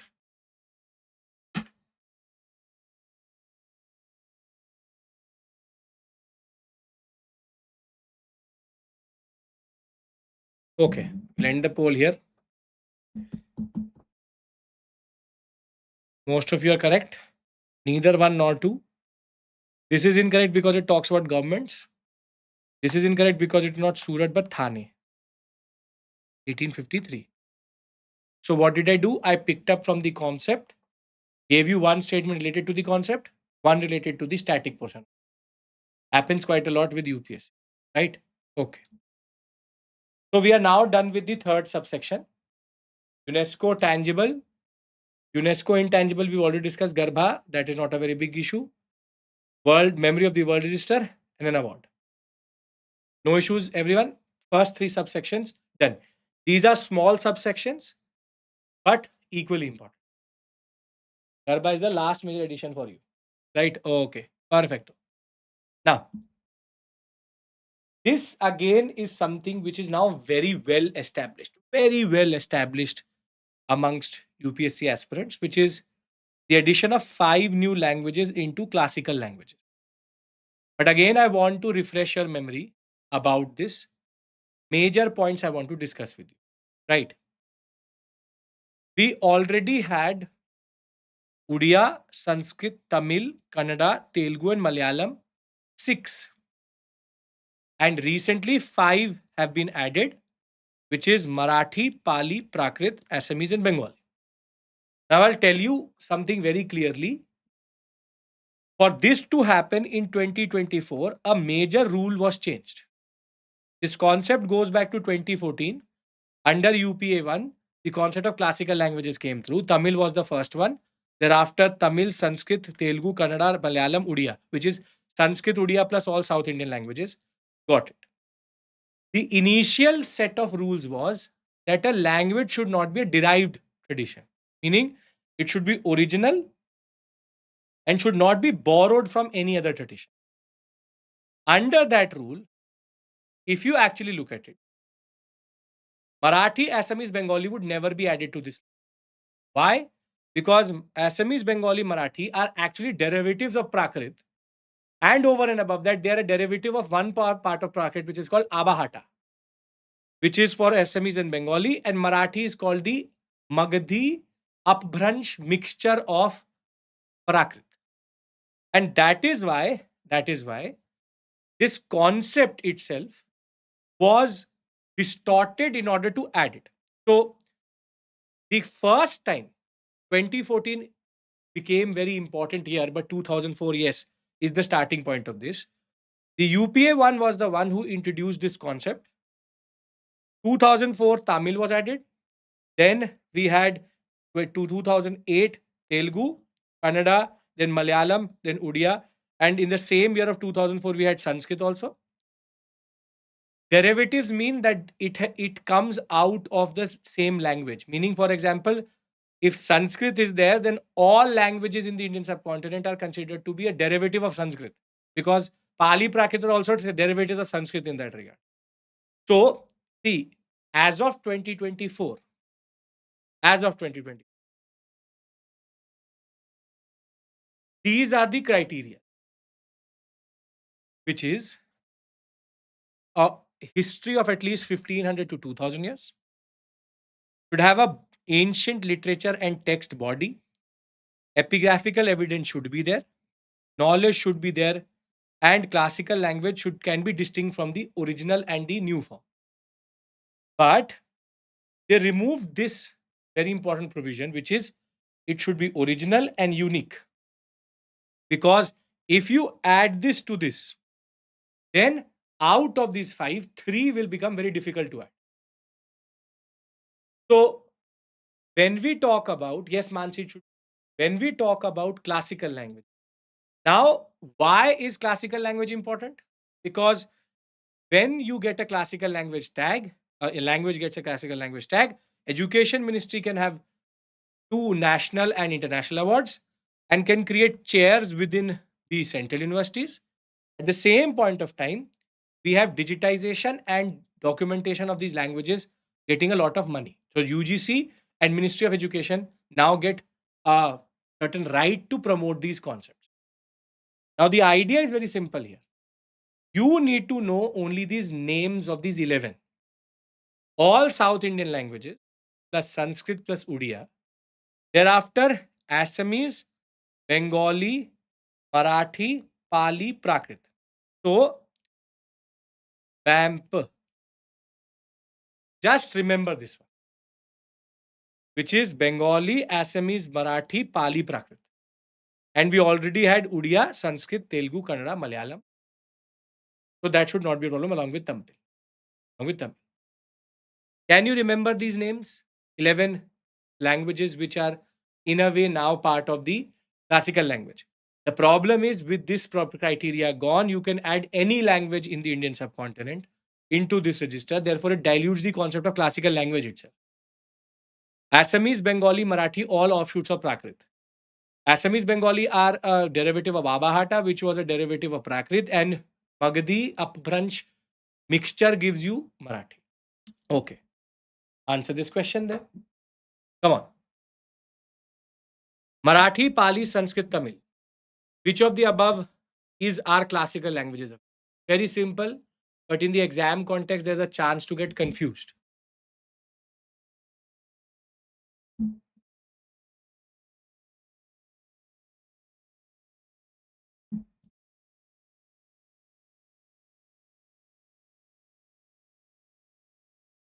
As of right now, everybody's on the same page with now 1% of you or 1%.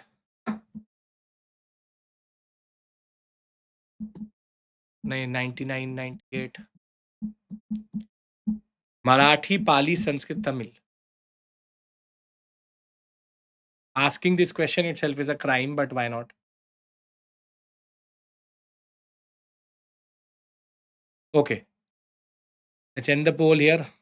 All Marathi, Pali, Prakrit, Sanskrit, Tamil, Bengali. Come on. This is very easy. The easiest question if you can ever get it in the examination. Free 2 marks. Now, Dokra casting and Dokra artwork was in the news. What I've done is I'm going to check your base knowledge of art and culture through these areas. Right? So, why are we discussing Dokra artwork? When our Prime Minister visited France, he gave Dokra cast artwork to Macron and his wife. First is the Dokra casting based musicians and the table mirror which he gave. Now, in that regard, it becomes important where does Dokra casting come from? Jharkhand, Chhattisgarh, Orissa, West Bengal, Telangana, meaning that whole belt Dokra casting is done. West Bengal, Jharkhand, and Odisha are the main epicenters.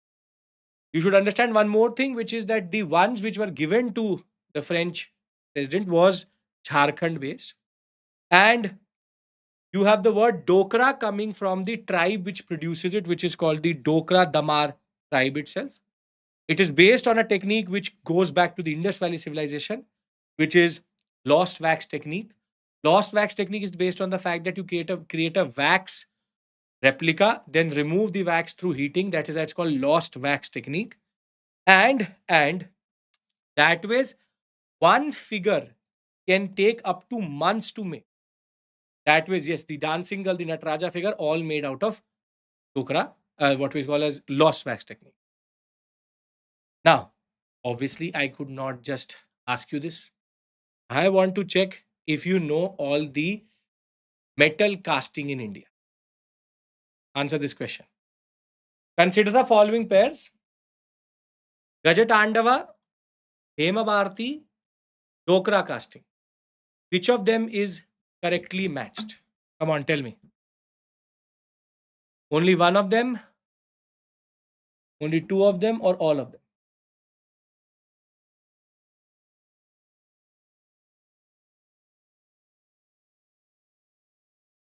You may be scared of such questions. Attempt it. I just want you to learn here itself. Yes, lost wax technique goes back to the Harappan civilization. The dancing girl was also made out.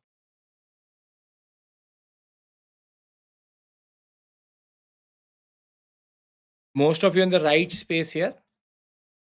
Try your luck because at least you can try your luck here. In the examination, it may become difficult to play with these type of questions, but why not? If it is a pure guess, nothing better. At least you will get to know how good you are in guessing things.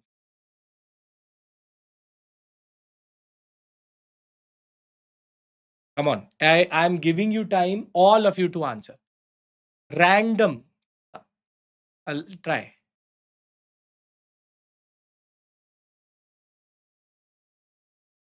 I have sense.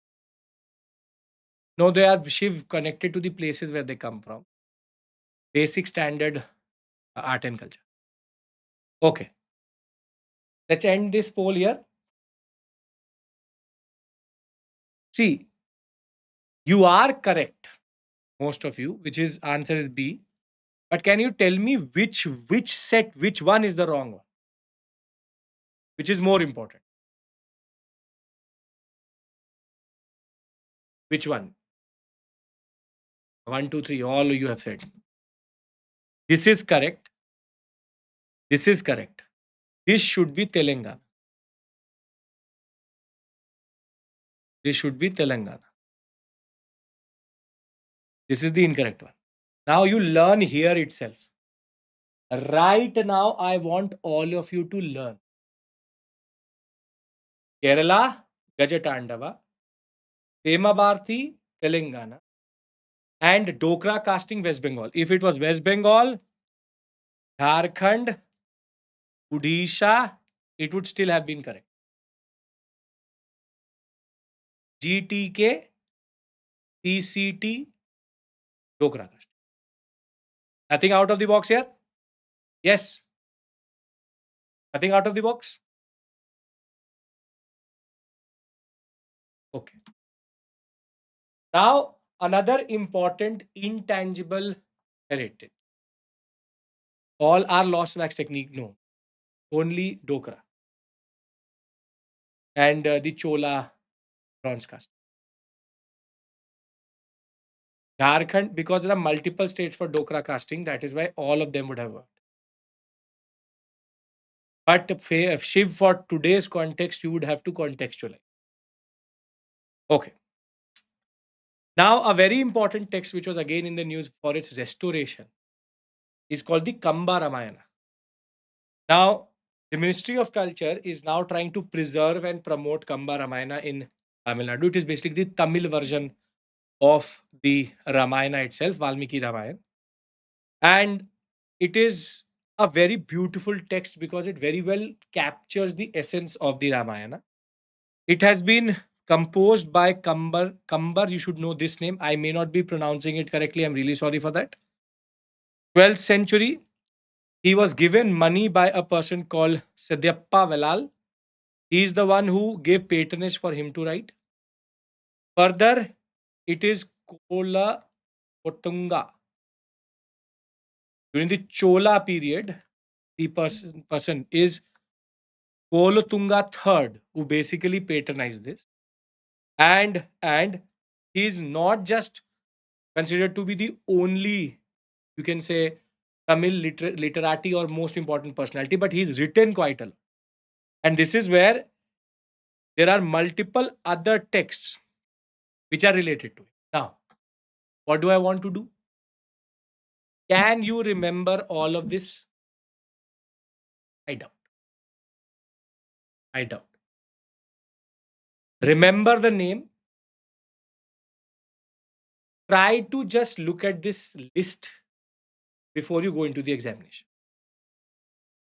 Somewhere, if you are able to see these words, good enough. I'll be very honest with you, I don't expect you to learn this. But my job is to give you the information, at least give a little bit of context here. So, just look at this. एक बार देख के चलो. Nothing more I'm asking. Because see, pronunciation really does not matter because UPSC is not going to ask and say, tell me the pronunciation of this. If it is difficult pronunciation, then the spelling is also unique. That becomes easy. So, very simply, if you can just look at this list before going to the examination, good enough. I really don't care how you pronounce this. Really don't care. Okay. Now, the next intangible heritage form is called the Jhumoir assemblage or assemble in Assam.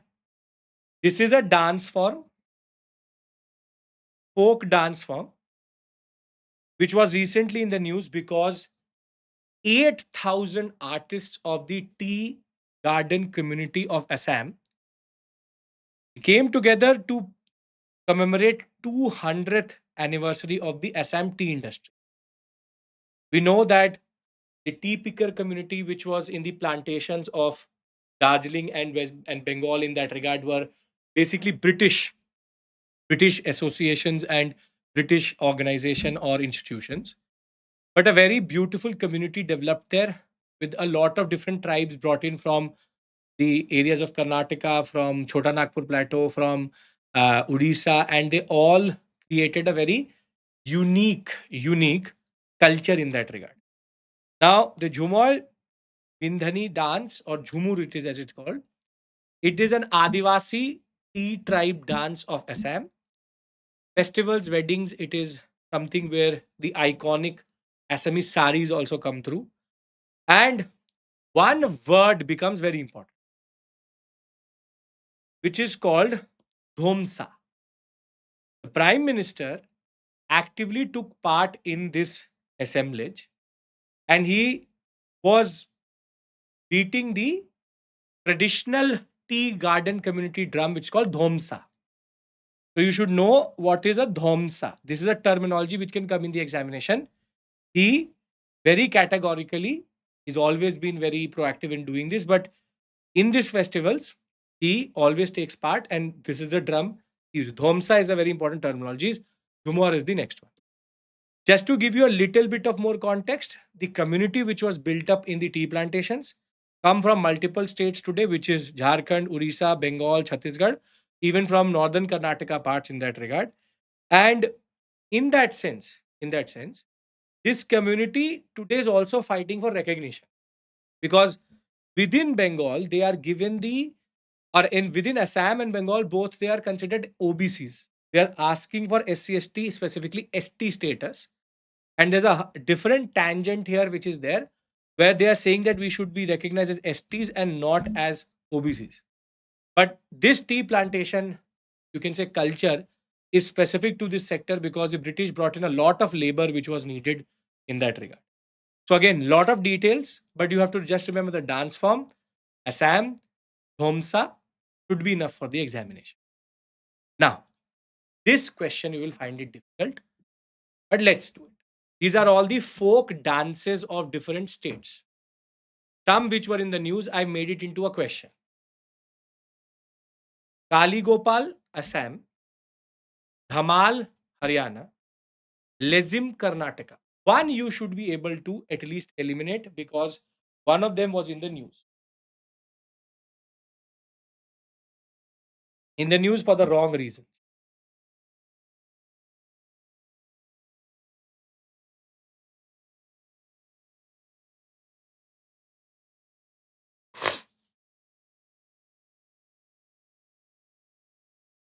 Already leaked the answer.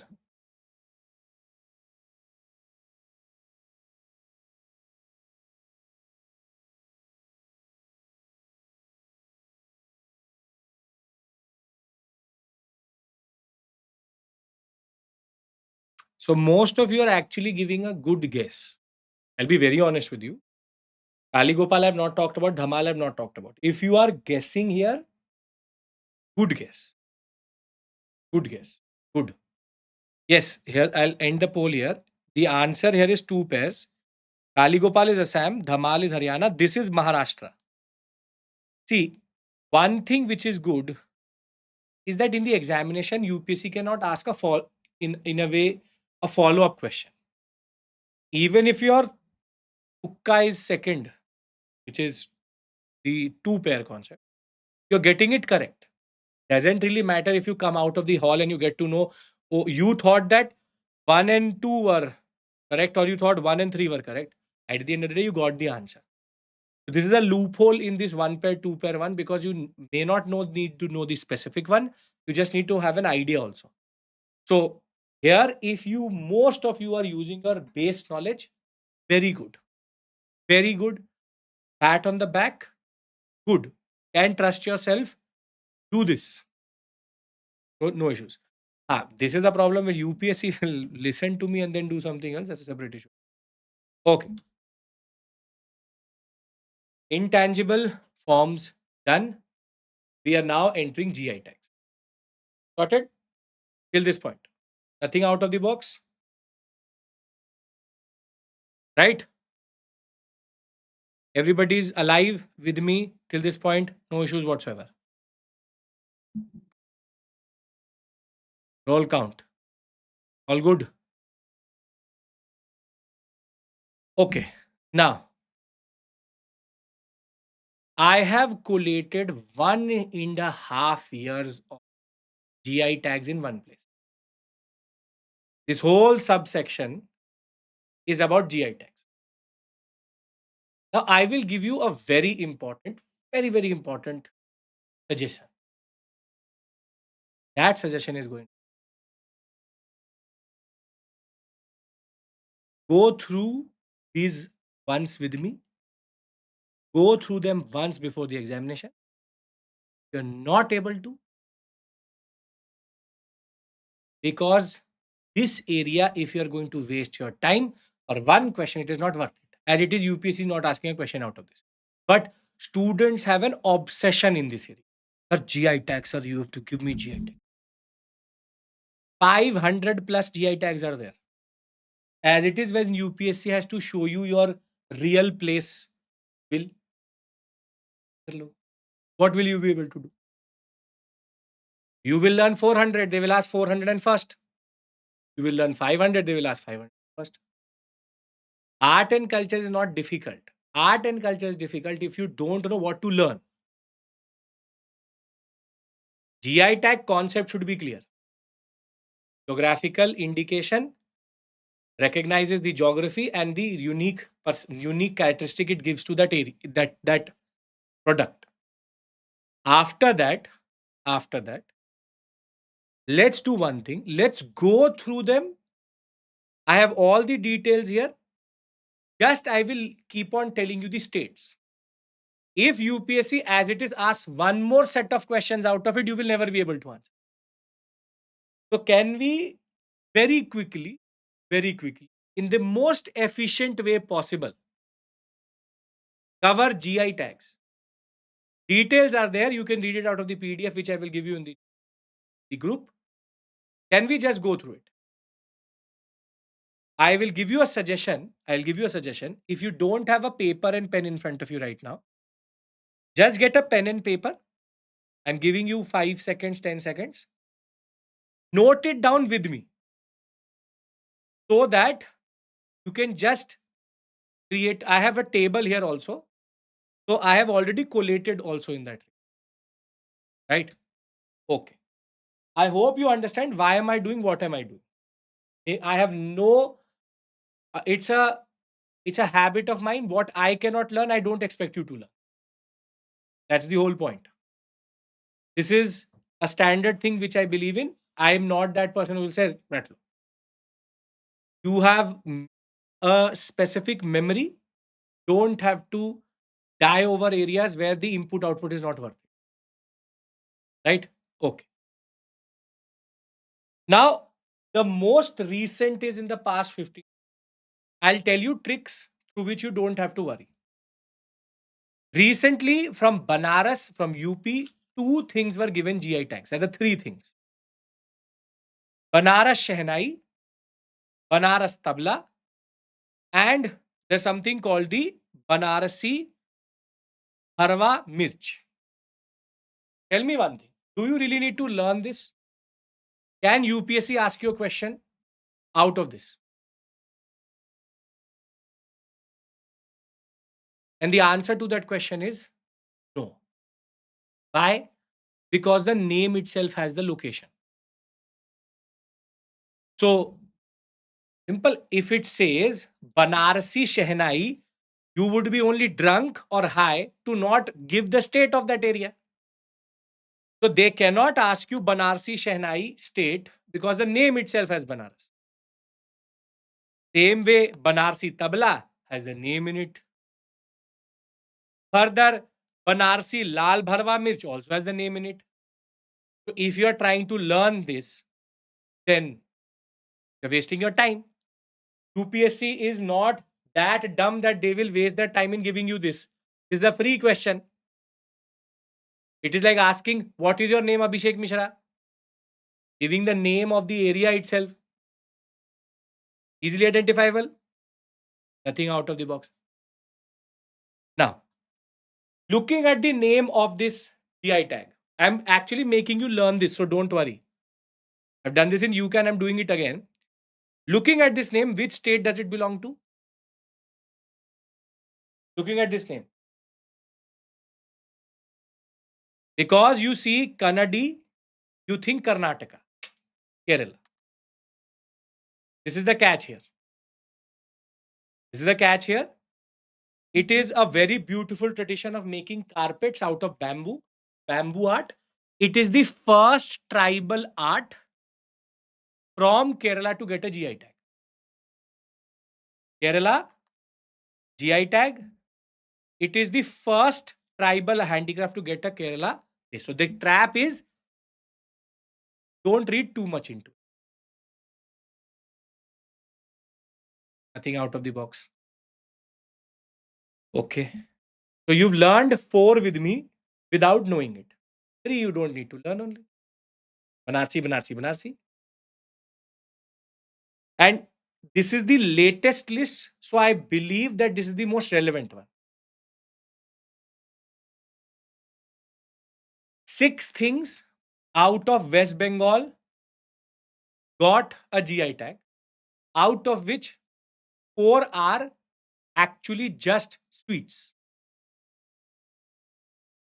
Sandesh, I think, should be a giveaway. Sandesh, West Bengal. Thing out of the box here again. Beautiful. It is known for its date palm jaggery, but is irrelevant to you right now. I have the information here. Then Bonde, Chana Bora, and Laddu. Bonde is a type. Chena becomes Chana. Laddu, Bishnupur. Bishnupur is a very well known site in West Bengal. So, again, don't have to learn this.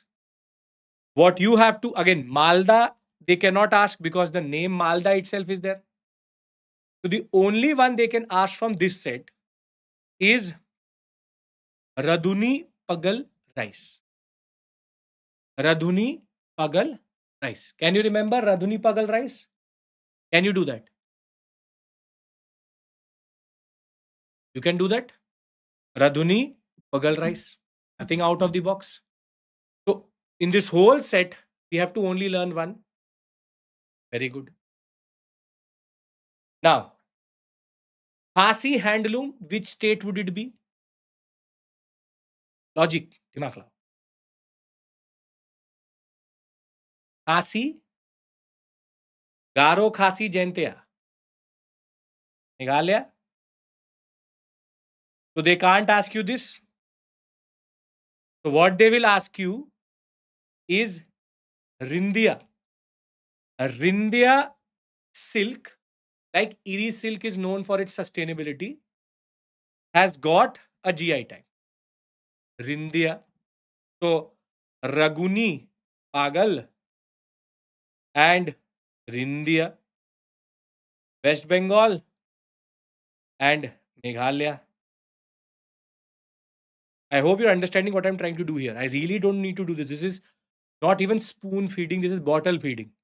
But I'm still doing it because I want you to learn it here. If you've heard it from my, or in this session at least from my mouth, you will be able to see, sir ne kahin to bola. Where have I heard something like it? I'm giving you all the information also. So you should not be worried that I don't know what is Raguni Pagal. Right. Now, now tell me one thing. Can they ask you this GI tag? Varangal Chapta Chili. Again, because it has the name of the area it is being used in, and therefore Telangana. It's very bright yellow color and it looks like a tomato. That's why it's called Varangal Chapta Chili. So, Government of India is becoming kinder in that regard to at least the GI registrar who's an IS officer, knows the plight of a UPSC aspirant. He's now adding the state area into it itself. So Warangal chapter Chile, again, not something out of the box because Warangal is written, can't ask in the examination. So we should actually go and convey our thanks to the registrar of GIs. He or she is doing a very good job. Thank you so much from us, all of us, in this session at 11:30 in the night. Okay. Now, all of this, solve this question. Push the question, please. Ragni Pagal rice, West Bengal. Kanidapal, Karnataka. Rindia silk, Mizoram. What is the answer to this question? I'm now consolidating.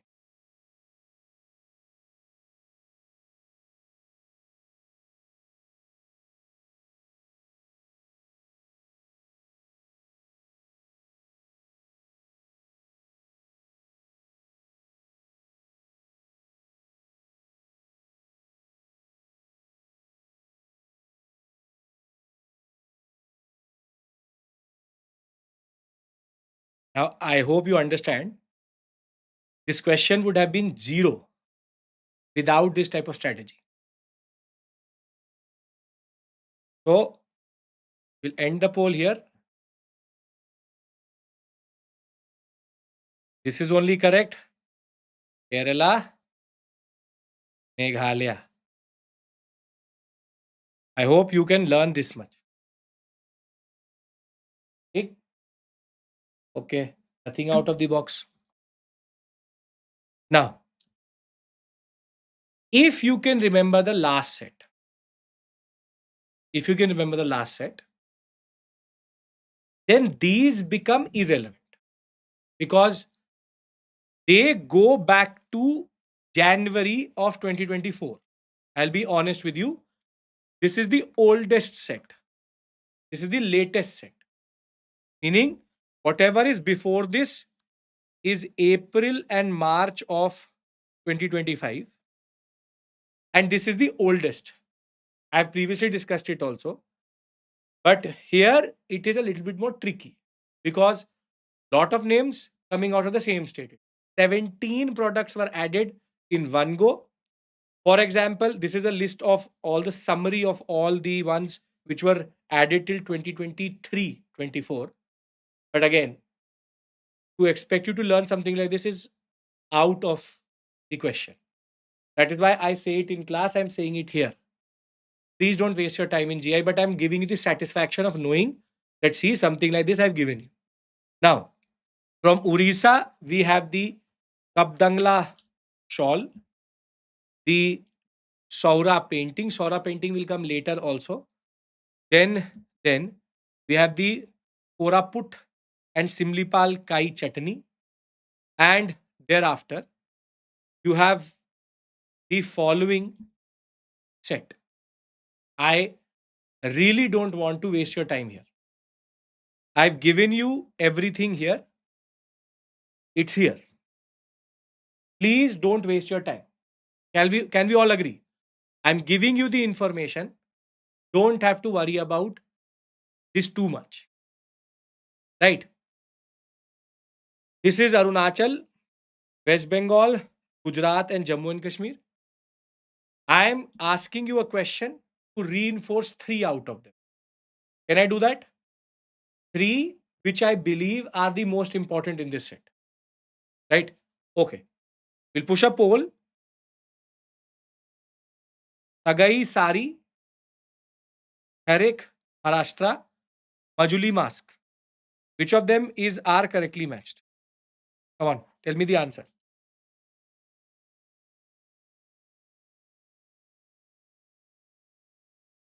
If you don't get this question correct, it is not your fault, it is the fault of the UPSC.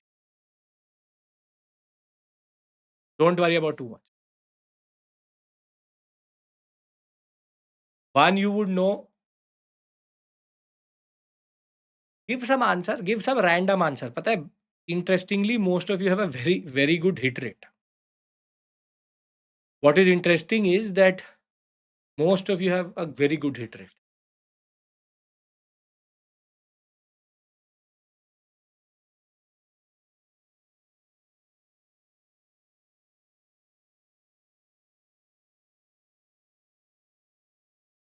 I want you to try your luck. Come on.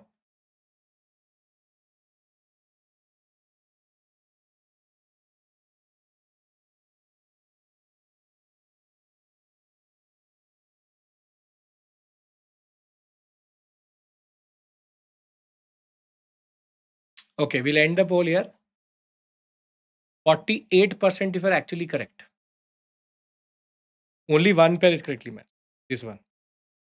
This is West Bengal, and one of you gave a very interesting logic. Kach Kachi is Gujarat.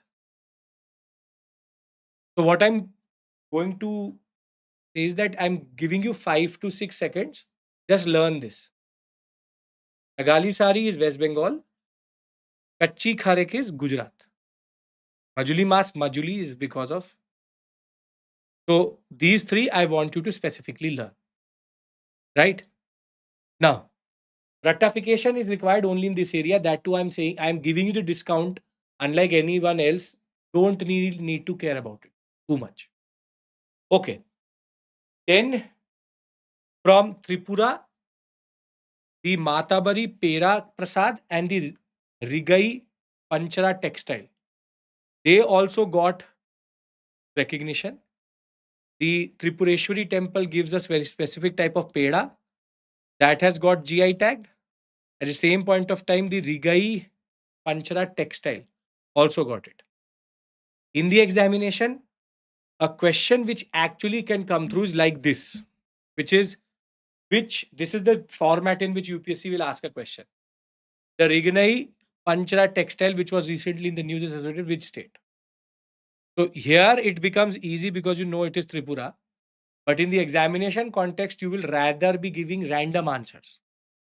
So again, I have collated everything for you here. I don't want you to get lost in this, right? So I just want 5 minutes from you so that I can power through this sector. Something more important on the other side, right? Then we have two from Gujarat. One is called Ajrak. Ajrak itself means indigo, and Ambaji white marble. Ajrak is a tradition of making saris with block paintings. This is called Ajrak because of the indigo which is used. And a very special type of marble comes out of Gujarat, which is called as the Ambaji white marble. Both coming from Gujarat. Question, let's check if you picked up anything till this point. Come on. Five more minutes and this session is going to be over. I'm just checking your understanding.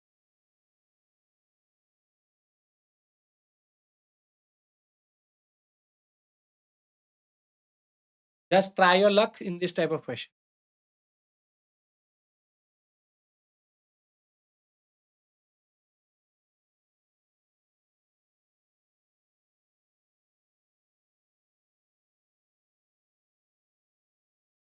You forgot them, least of your problem.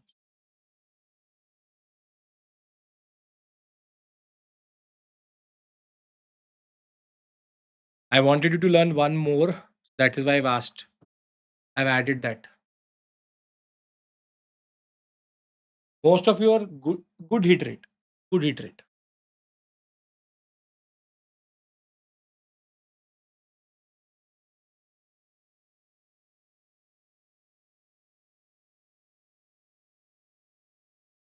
Ambaji, not Ambani. Ambaji. Let's stop the poll. Some of you are hesitating in putting in the answer. Rupa Tarkashi is correct. This is correct. This should also be Gujarat. So most of you are actually getting it correct. Don't have to worry about it. If you can remember through Ambani, Ambaji, that is even better. Okay. Tirupati Laddu, because of the controversy, is very important. UPSC will never ask this question because the name itself has a reference to the Laddu. Tirupati Laddu was also in the news. Pradesh, we know that. What? Sure, aspirant. Sure. So the story behind the Tirupati Laddu goes back to the Pallavan period, Pallava, Chola, and Vijayanagara connection. We also know You should know this term, potu or potu. Potu is the kitchen in which this is produced. As of right now, any other question could be in the mains level perspective rather than from the perspective of prelims. Right? Okay. This again I have discussed previously, which is Tamil Nadu Thanjavur Veena has got a GI tag. And the only thing which you need to know, because they cannot ask you Thanjavur Veena because the area's name is there, is that what are the different types of Veenas which are there? Vichitra, Saraswati, as is, and Rudra with Thanjavur. Four types of Veenas are there. It is Vichitra, Saraswati, Rudra, and Thanjavur. One, two, three, four. Again, a very tangential question, but may be asked in the examination. Right? Gharchola sari also got a GI tag coming from again the Gujarat sector. Gharchola known for its use after marriage and how they make these boxes. Gharchola sari, Gujarat. So GG, Gujarat. Then recently, Kashmir hand knotted carpets, their GI tag was actually updated. This is their GI tag. It was updated to show the real, what we call as ingenuity and effort which goes into making it through hand. So they changed it. That is why this was in the news, which is Kashmiri carpets. Again, something which they cannot ask you because it has the name itself. So I hope you can see GI tags. I've covered all of it. It's in this. It's in the PPT. Don't have to worry. Can we come out of this trance and now concentrate on certain personalities which were in the news? Three to four very small subsections, but important one. Can we do that? It is, I am telling you, GI tags is mostly a waste of time. Because look at the questions in the past 5 to 6 years, they've not asked a question also. But as I said, if I had not done it, you would have said, sir, where is GI tags? So I've given you GI tags and you automatically became overwhelmed and therefore you already have given up. So rather than if I would have said, don't do GI tags, it is not worth it. You would have said, why is sir saying that? He does not want us to clear the examination. I said, take all the information. Now show me how you will learn it. So I made you understand why it is not worth it. I hope you understand that much. Right? So it is a two-way process. You give up rather than I make you give. Right? Okay. Now, when we talk about personalities, the first one is a person who on which a movie has been made recently, which is Kesari 2, which is C. Sankaran Nair. C. Sankaran Nair is related to the civil suit which happened in London around the concept of Jallianwala Bagh and how he had accused in a book that O'Dwyer, remember first thing, one of the things which was even wrong in the trailer was that Dyer and O'Dwyer are different. Dyer is the general who shot the people. O'Dwyer is the person who was the lieutenant general of the Punjab sector. In the examination, pay attention to the fact that is it writing Dyer or O'Dwyer. So he was born in 1857, became a lawyer, and then started to practice under the Chief Justice of Madras High Court. Very towering figure because he was one of the youngest presidents of the INC in 1897. President 1897. Thereafter, part of the Ray Commission, which was Universities Acts Commission, which was appointed by Curzon in 1902. Thereafter, he was also given the honor of knighthood in 1912. 1904, he got the Companion of the Indian Empire. Further, permanent judge in the Madras High Court and Viceroy's Executive Council Education Portfolio. This is called an illustrious career. This is not a small feat. From a lawyer to INC member, a nationalist, and a career lawyer and judge at the same point of time. Ray Commission was established to make sure that the Indian nationalists cannot enter into the universities. So, President of the INC, Ray Commission, Companion of the Indian Empire, Knighthood, Permanent Judge in Madras High Court, and Executive Council member. Remember, education member. Companion means a supporter of the Indian Empire or of the empire itself. Right? Yes. Dyer on the spot, O'Dwyer gave power to Dyer to shoot. Now, why are we discussing about him? The reason is because Nair was a nationalist who, after Jallianwala Bagh, because there was no inquiry, gave up his position within the education ministry or education portfolio in the Viceroy's Executive Council.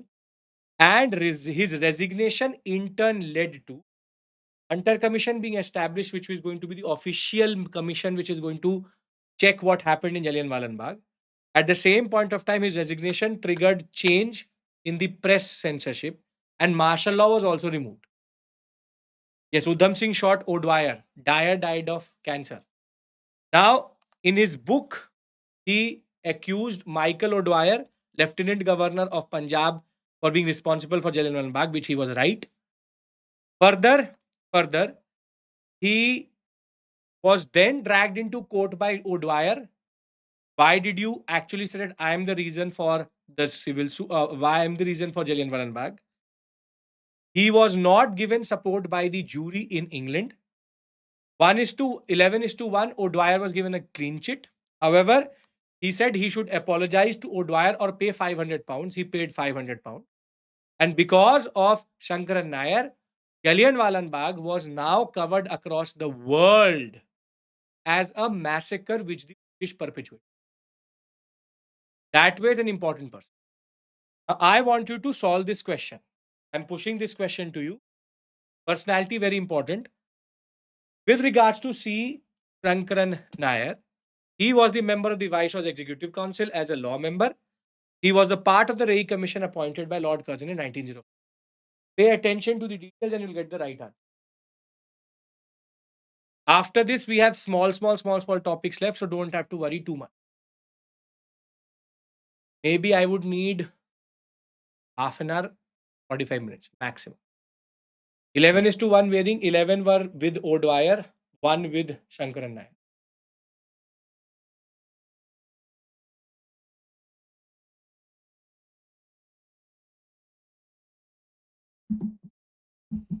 Pay attention to the details. That is, I'm giving you this question.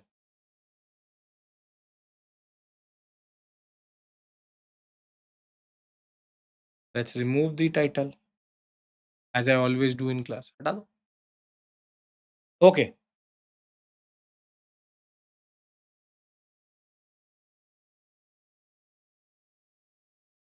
We'll end the poll. You all are now showing fatigue because you are not even interacting with the poll, but sure.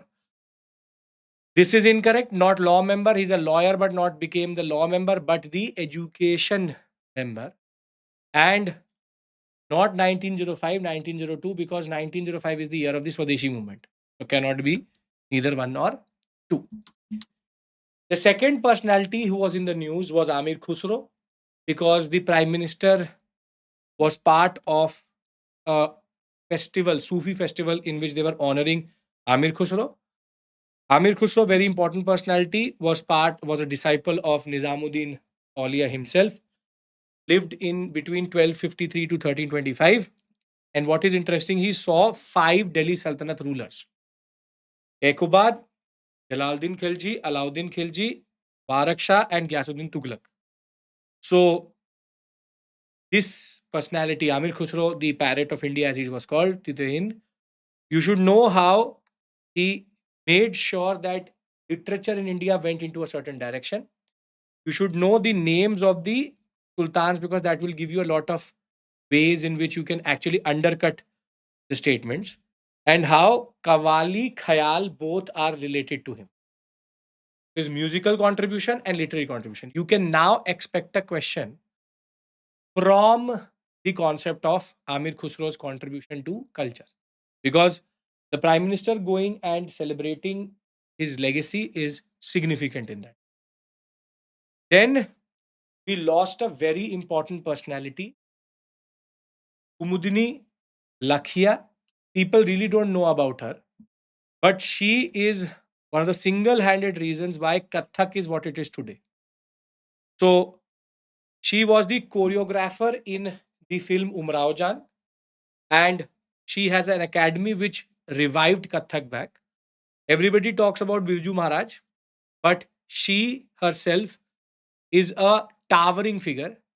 Padma Vibhushan, Padma Bhushan, Padma Shri, all along with all awards of the Sahitya Kala Academy in that regard. That way, she is an epitome when it comes to her understanding. Meaning, Padma Bhushan, Padma Vibhushan, Sangeet Natak Academy, Kalidas Samman, Gaurav Puraskar, and even in the US and across the world, she's considered very important. Unfortunately, we don't know too much about her, but she is a towering figure. Should just remember her name. Then, because of A Matan, that series on Netflix, Usha Mehta became very, very important.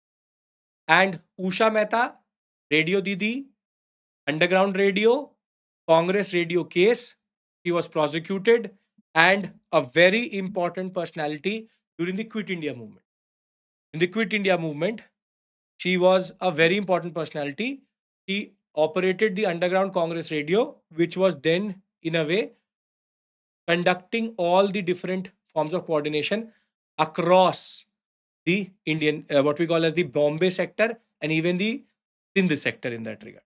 She was prosecuted under Congress radio case. I've discussed this previously also. Just remember that she was one of the one who got convicted for this. Two people were acquitted, three people were convicted. Bhagwan Birsa Munda also again in the news because of his anniversary, birth anniversary, sorry, 125th death anniversary. And therein the Santhal uprising, rather the Santhal uprising and the Munda uprising, both become very, very important.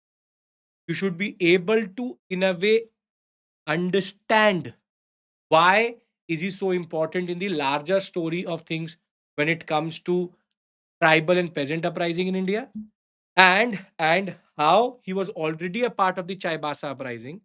But at the same point of time, he made sure that the tribal movements in India went beyond just targeting the agents of colonialism.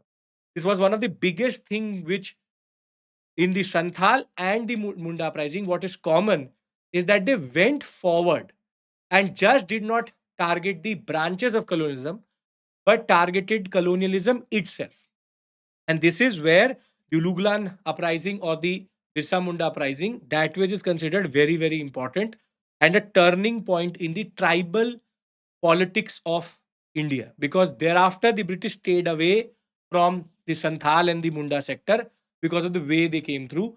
Very important legacy when it comes to resistance to the Raj. Then we know that we also lost a very important personality, something we discussed, last thing we discussed in the last session, which is Zakir Hussain. He died in the US because of a lung infection, which is called IPF. And he himself, the son of Ustad Allah Rakha Khan, father and son known to be the maestros of tabla. Tabla was also in the news because of the GI tag. This is equally important. Very good. Thereafter, Rukmini Devi Arundale was also in the news because she her a book was published about her. She is again a towering figure for Bharatanatyam, the way she was for Kathak. First woman to be nominated to the Raj Sabha in 1952. Padma Bhushan Sahitya Nakat Academy Fellowship was given to her. Animal rights activist also. Prevention of Cruelty to Animals Act 1960 passed because of her. So again, I've picked up the pace here because here you need to know only basic features about them. There's no point going into too much detail. You should be cognizant about these names, should not be blindsided in the examination because of that. Are we sorted till this point? Yes. So, welcome to 3rd May 2025. We crossed over into 12 o'clock. Okay. Now, perfect. Thank you for being here. Thank you for your perseverance and thank you for being here till 12 in the night. So, good morning to all of you. We started with good evening. I will end at good morning. But thank you for being here. Okay. Now, let's talk about schemes. Schemes, you have to remember basic feature and ministry. And ministry. Right. The first is called the Global Engagement Scheme. I'll tell you why am I discussing this, because looking at this scheme, you will think it is Ministry of External Affairs. But no, it is Ministry of Culture and Tourism. Global Engagement Scheme is any organization outside India which is helping promote different aspects of Indian culture, be it festivals, be it culture, be it dance, give grant in aid, give some form of support. So basically, nurture Indian culture abroad. So therefore, Ministry of Culture is the nodal authority. Promote culture outside. Soft power, be better.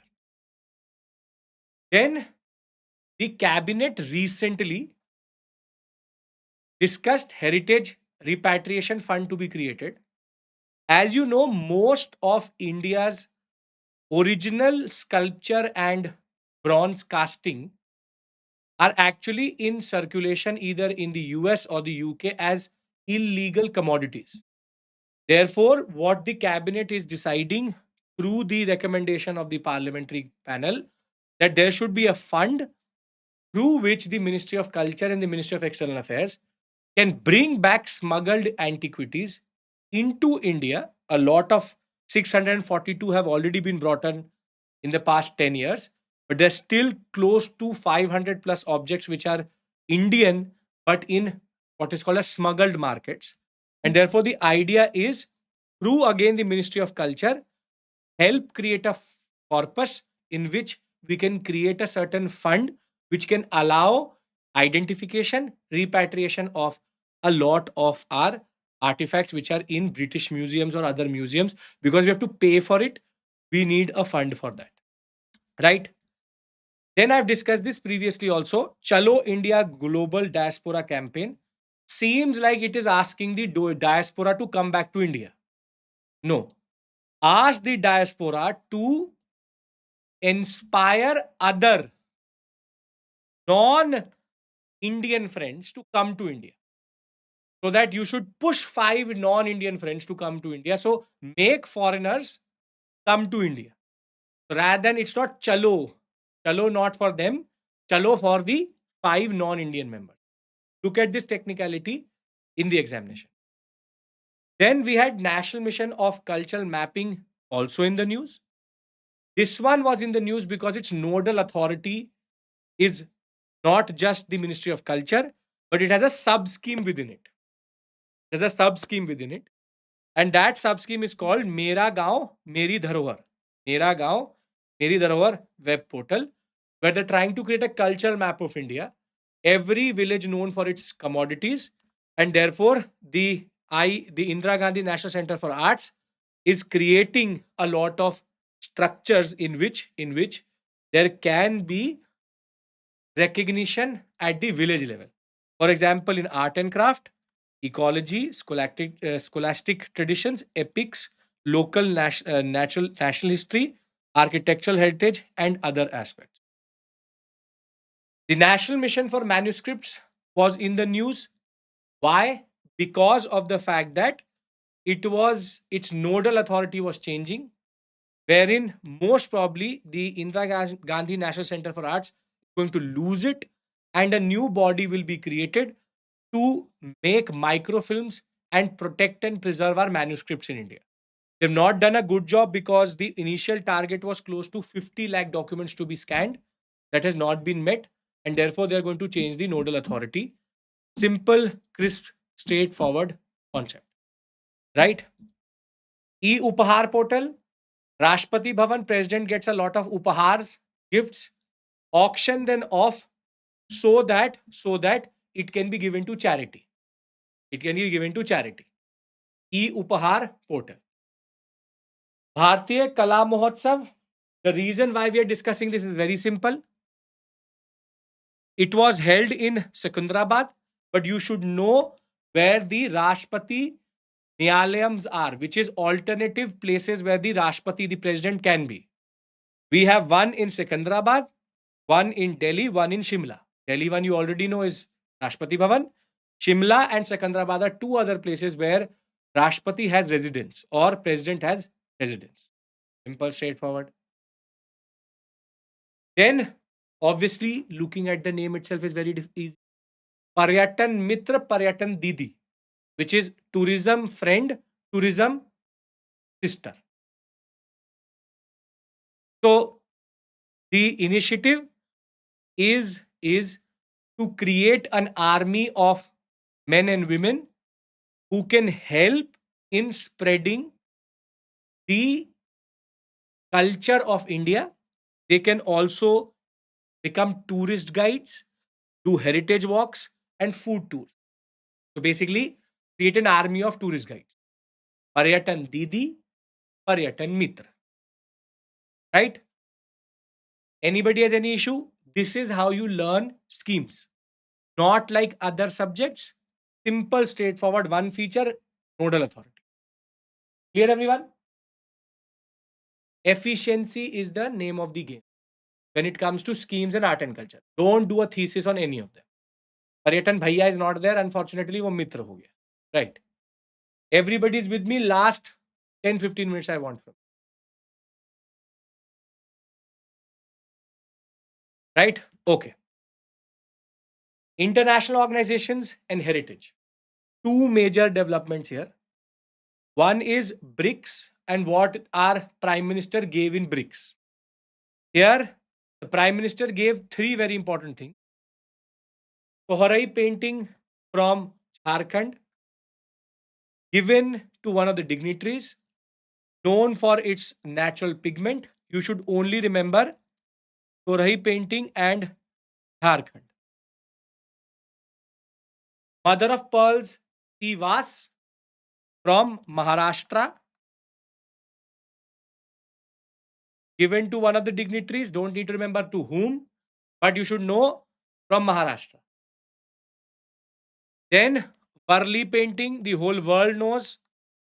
Maharashtra, known for its cave painting concept. So goes back to our old tradition. Two from Maharashtra, one from Jharkhand.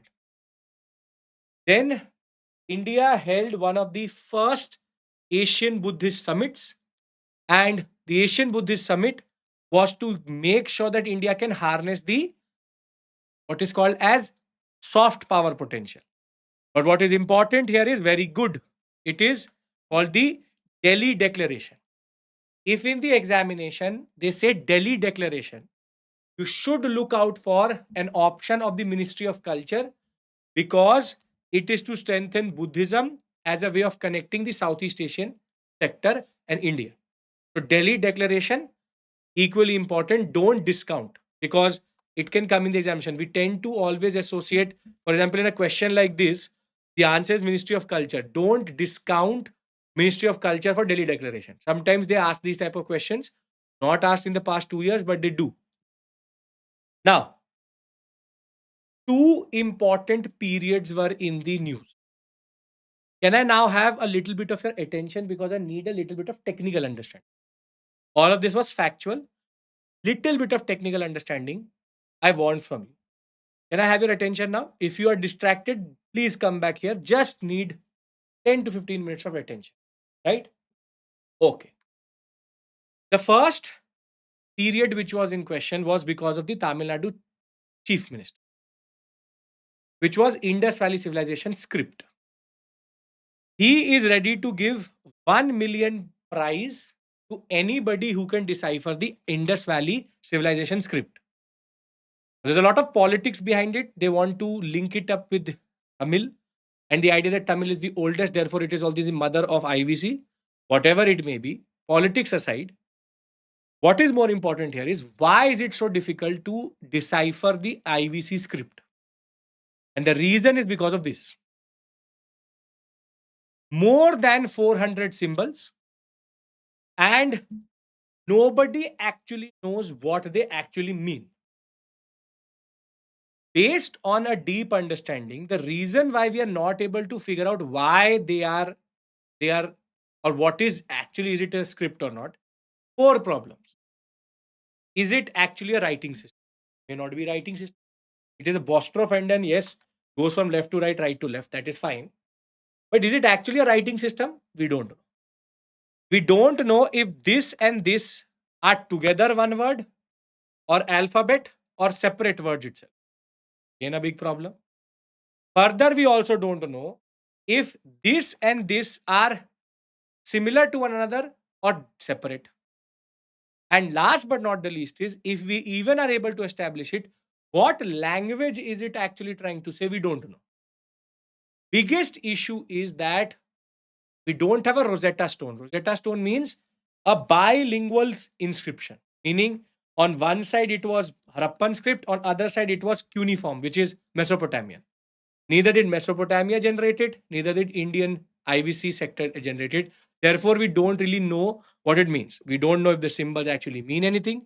AI and machine learning actually can't help. I'll tell you why. Because AI and machine learning is based on input. When your input is vague, your output is going to be even more vague. Input these. निकलेगा ही नहीं. Because the problem is there is no meaning to it itself. Quality data really matters. AI does not generate information. AI actually collates information. When there is no Rosetta Stone, when there is no form of bilingual inscription, it will never be able to do anything. Never. That is the biggest issue. Thereafter, if we are even if you're able to establish it, there's a different plethora of questions which are there. Does Sanskrit come out of it? Does Tamil come out of it? How, what is the relationship between the two? Very difficult task to do because first the language is not known, the script is not known, here both is not. So a conceptual aspect which you should know, IVC becomes relevant, this though this is mains level understanding. The second period which was in the news, equally important, is Iron Age and certain sites which have been excavated in Tamil Nadu, which is Shivagalai, Adichalur, Kilanamadai, and Malidum Parai. These sites have generated iron deposits which are dating back to 3345 BC, which would mean that megalithic predates IVC because IVC is 2600 to 1700 mature phase, 3200 to 2600 early phase. Again, coming from Tamil Nadu and the what we call as mass spectrometry, which is the way you get the iron deposits itself, is based on a certain study which the Tamil Nadu government has actually studied or funded in that regard. Further research is needed, but looks like India's iron age predates even the Europeans. Again, something which we may expect in the mains perspective, not in the perspective of prelims. But I wanted you to know that megalithic has been in the news quite a lot. So megalithic period, please prepare properly. Expect a question if based on this. IVC script also get coming is something which is decided. Right? Now, the last section, the last hurrah, and thereafter you will get independence from me, which is festivals and tribes. Simple. Certain festivals in the news, certain tribes were in the news. First was Ganga Sagar Mela. Because of the controversy, we know Kumbh Mela. I have a whole separate video for you. You should watch that video on Kumbh Mela where I've discussed the whole concept of Kumbh Mela, the mythology, the science behind it. I hope you have done that. If you haven't, please check. I have already. You check our what we call as YouTube page. You will find it. One whole discussion on Kumbh Mela. Ganga Sagar Mela. You should know where does it happen? West Bengal. It is believed that this Mela happens in front of the very important confluence of Bay of Bengal with the Ganga River. It happens on the Sagar Island, and it happens only for a specific period near Makar Sankranti. Makar Sankranti in that regard. Ganga Sagar was in the controversy because government of India did not give a lot of forces, while Mahakumbh had a lot of forces mobilized for it. Thereafter, this year, Republic Day, certain certain intangible and tangible heritage were pointed out. Based on tableaus, it becomes important, right? So, because this time the president sent a special package marking 75 years of our of becoming republic, certain heritage forms become very important. Pochampally Ikat, Ganjifa art from Mysore, Kanjivaram silk from Tamil Nadu, the Etikopakka dolls from Andhra Pradesh become very, very important. Pochampalli is from Telangana. Now, Etikopakka, Pochampalli Ikat, Kalamkari, Kanchipuram silk. But what becomes equally important is tableaus. Andhra Pradesh tableau had the Etikopakka, what we call as I'm not correct. I'm not pronouncing it correctly. Sure, 150%. I can bet on it. So, Andhra Pradesh, remember this art form. Further, Bihar showed Nalanda University. Becomes important. Sometimes this dictates questions in the examination. Further, Tripura displayed Karchi Puja. You should remember this one also. Karnataka showed what is called as the historic city of Lakhundi. Lakhundi is a specific type of stone craft which happens in the Chalukyan sector of Karnataka, northern Karnataka in that regard. And we have the Hoysaleshwara temples and the Hoysala temples and the Chalukyan temples. The Khundi art is very, very well known, very well represented in the Karnataka tableau also. Thereafter, Goa showed what is called as Karvi art and Divijaya festival. So, what is Karvi art? It is the Konkan way of making what is called as the Konkan architecture is called Karvi art. This question, please answer. This is the last time asking you a question tonight, today morning. Come on. Give the poll. We're pushing the poll, please. What is the answer to this question? Just as a form of revision.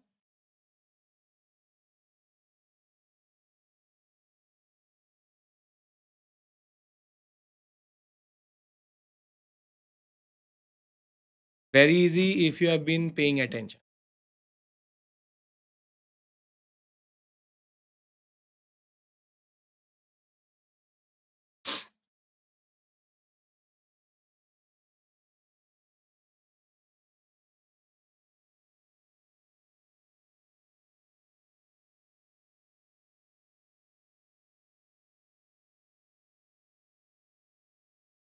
Okay, come on, come on.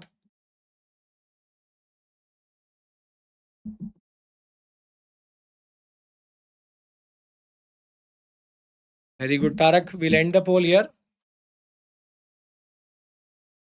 Very good. The only one which is correctly matched is Ganjifa art. These two have been interchanged. Pochampalli Aikat, Telangana. Etiko Pakka dolls, Andhra Pradesh. Easy? Okay. Last topic. Boda Tyohar. Boda Tyohar linked to the Hatti tribe. Remember the name of the tribe? Himachal Pradesh. It is a Magh Mela which happens in Himachal Pradesh, was in the news because of its very wide celebration. Simple, straightforward concept. Now,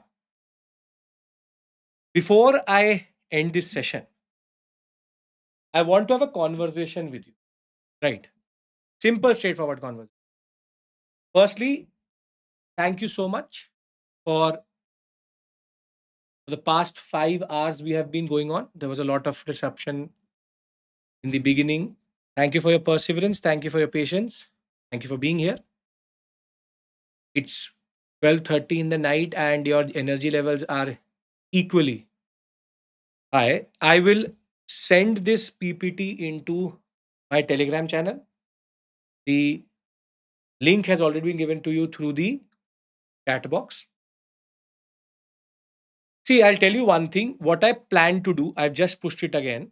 What I plan to do is in the coming 2 weeks, most probably in the next week itself, because it becomes too close, I will discuss the ancient, in medieval and modern periods through timelines and maps so that you can revise with me in one session itself. That will be something which will allow us to revise and learn in the same session again. And because a lot of you are scared of art and culture static, I will also discuss art and culture static in a session. I'll try to do two marathons if possible. Right? The third thing which I want you to know is I have given you this is a list of close to 70 topics. Other than GI tags, if you can remember the ones which I've discussed, meaning out of the 10 sections we've covered, if you can remember 9 sections, it is good enough. Art and culture has become more and more dynamic. So I've tried to also talk about the static related to it. I will just say one thing to you, which is don't overcomplicate. Do not do not try to now learn things which you cannot learn. I'll be very honest with you. Meaning, if for anybody who is 2025 aspirant, meaning giving the examination the next 20 days, now is not the right time to start anything new. So, what I wanted to do is that through these sessions, I wanted to revise everything in the most comprehensive way possible. See, I would just say that you may have a certain fear of ancient medieval art and culture or whatever it may be. Kriti, you just have to follow our channel and you I will be here to give you enough information for the examination. See, I will just say that the only reason art and culture becomes so overwhelming is because you do it in the wrong moment. I'll be very honest with you.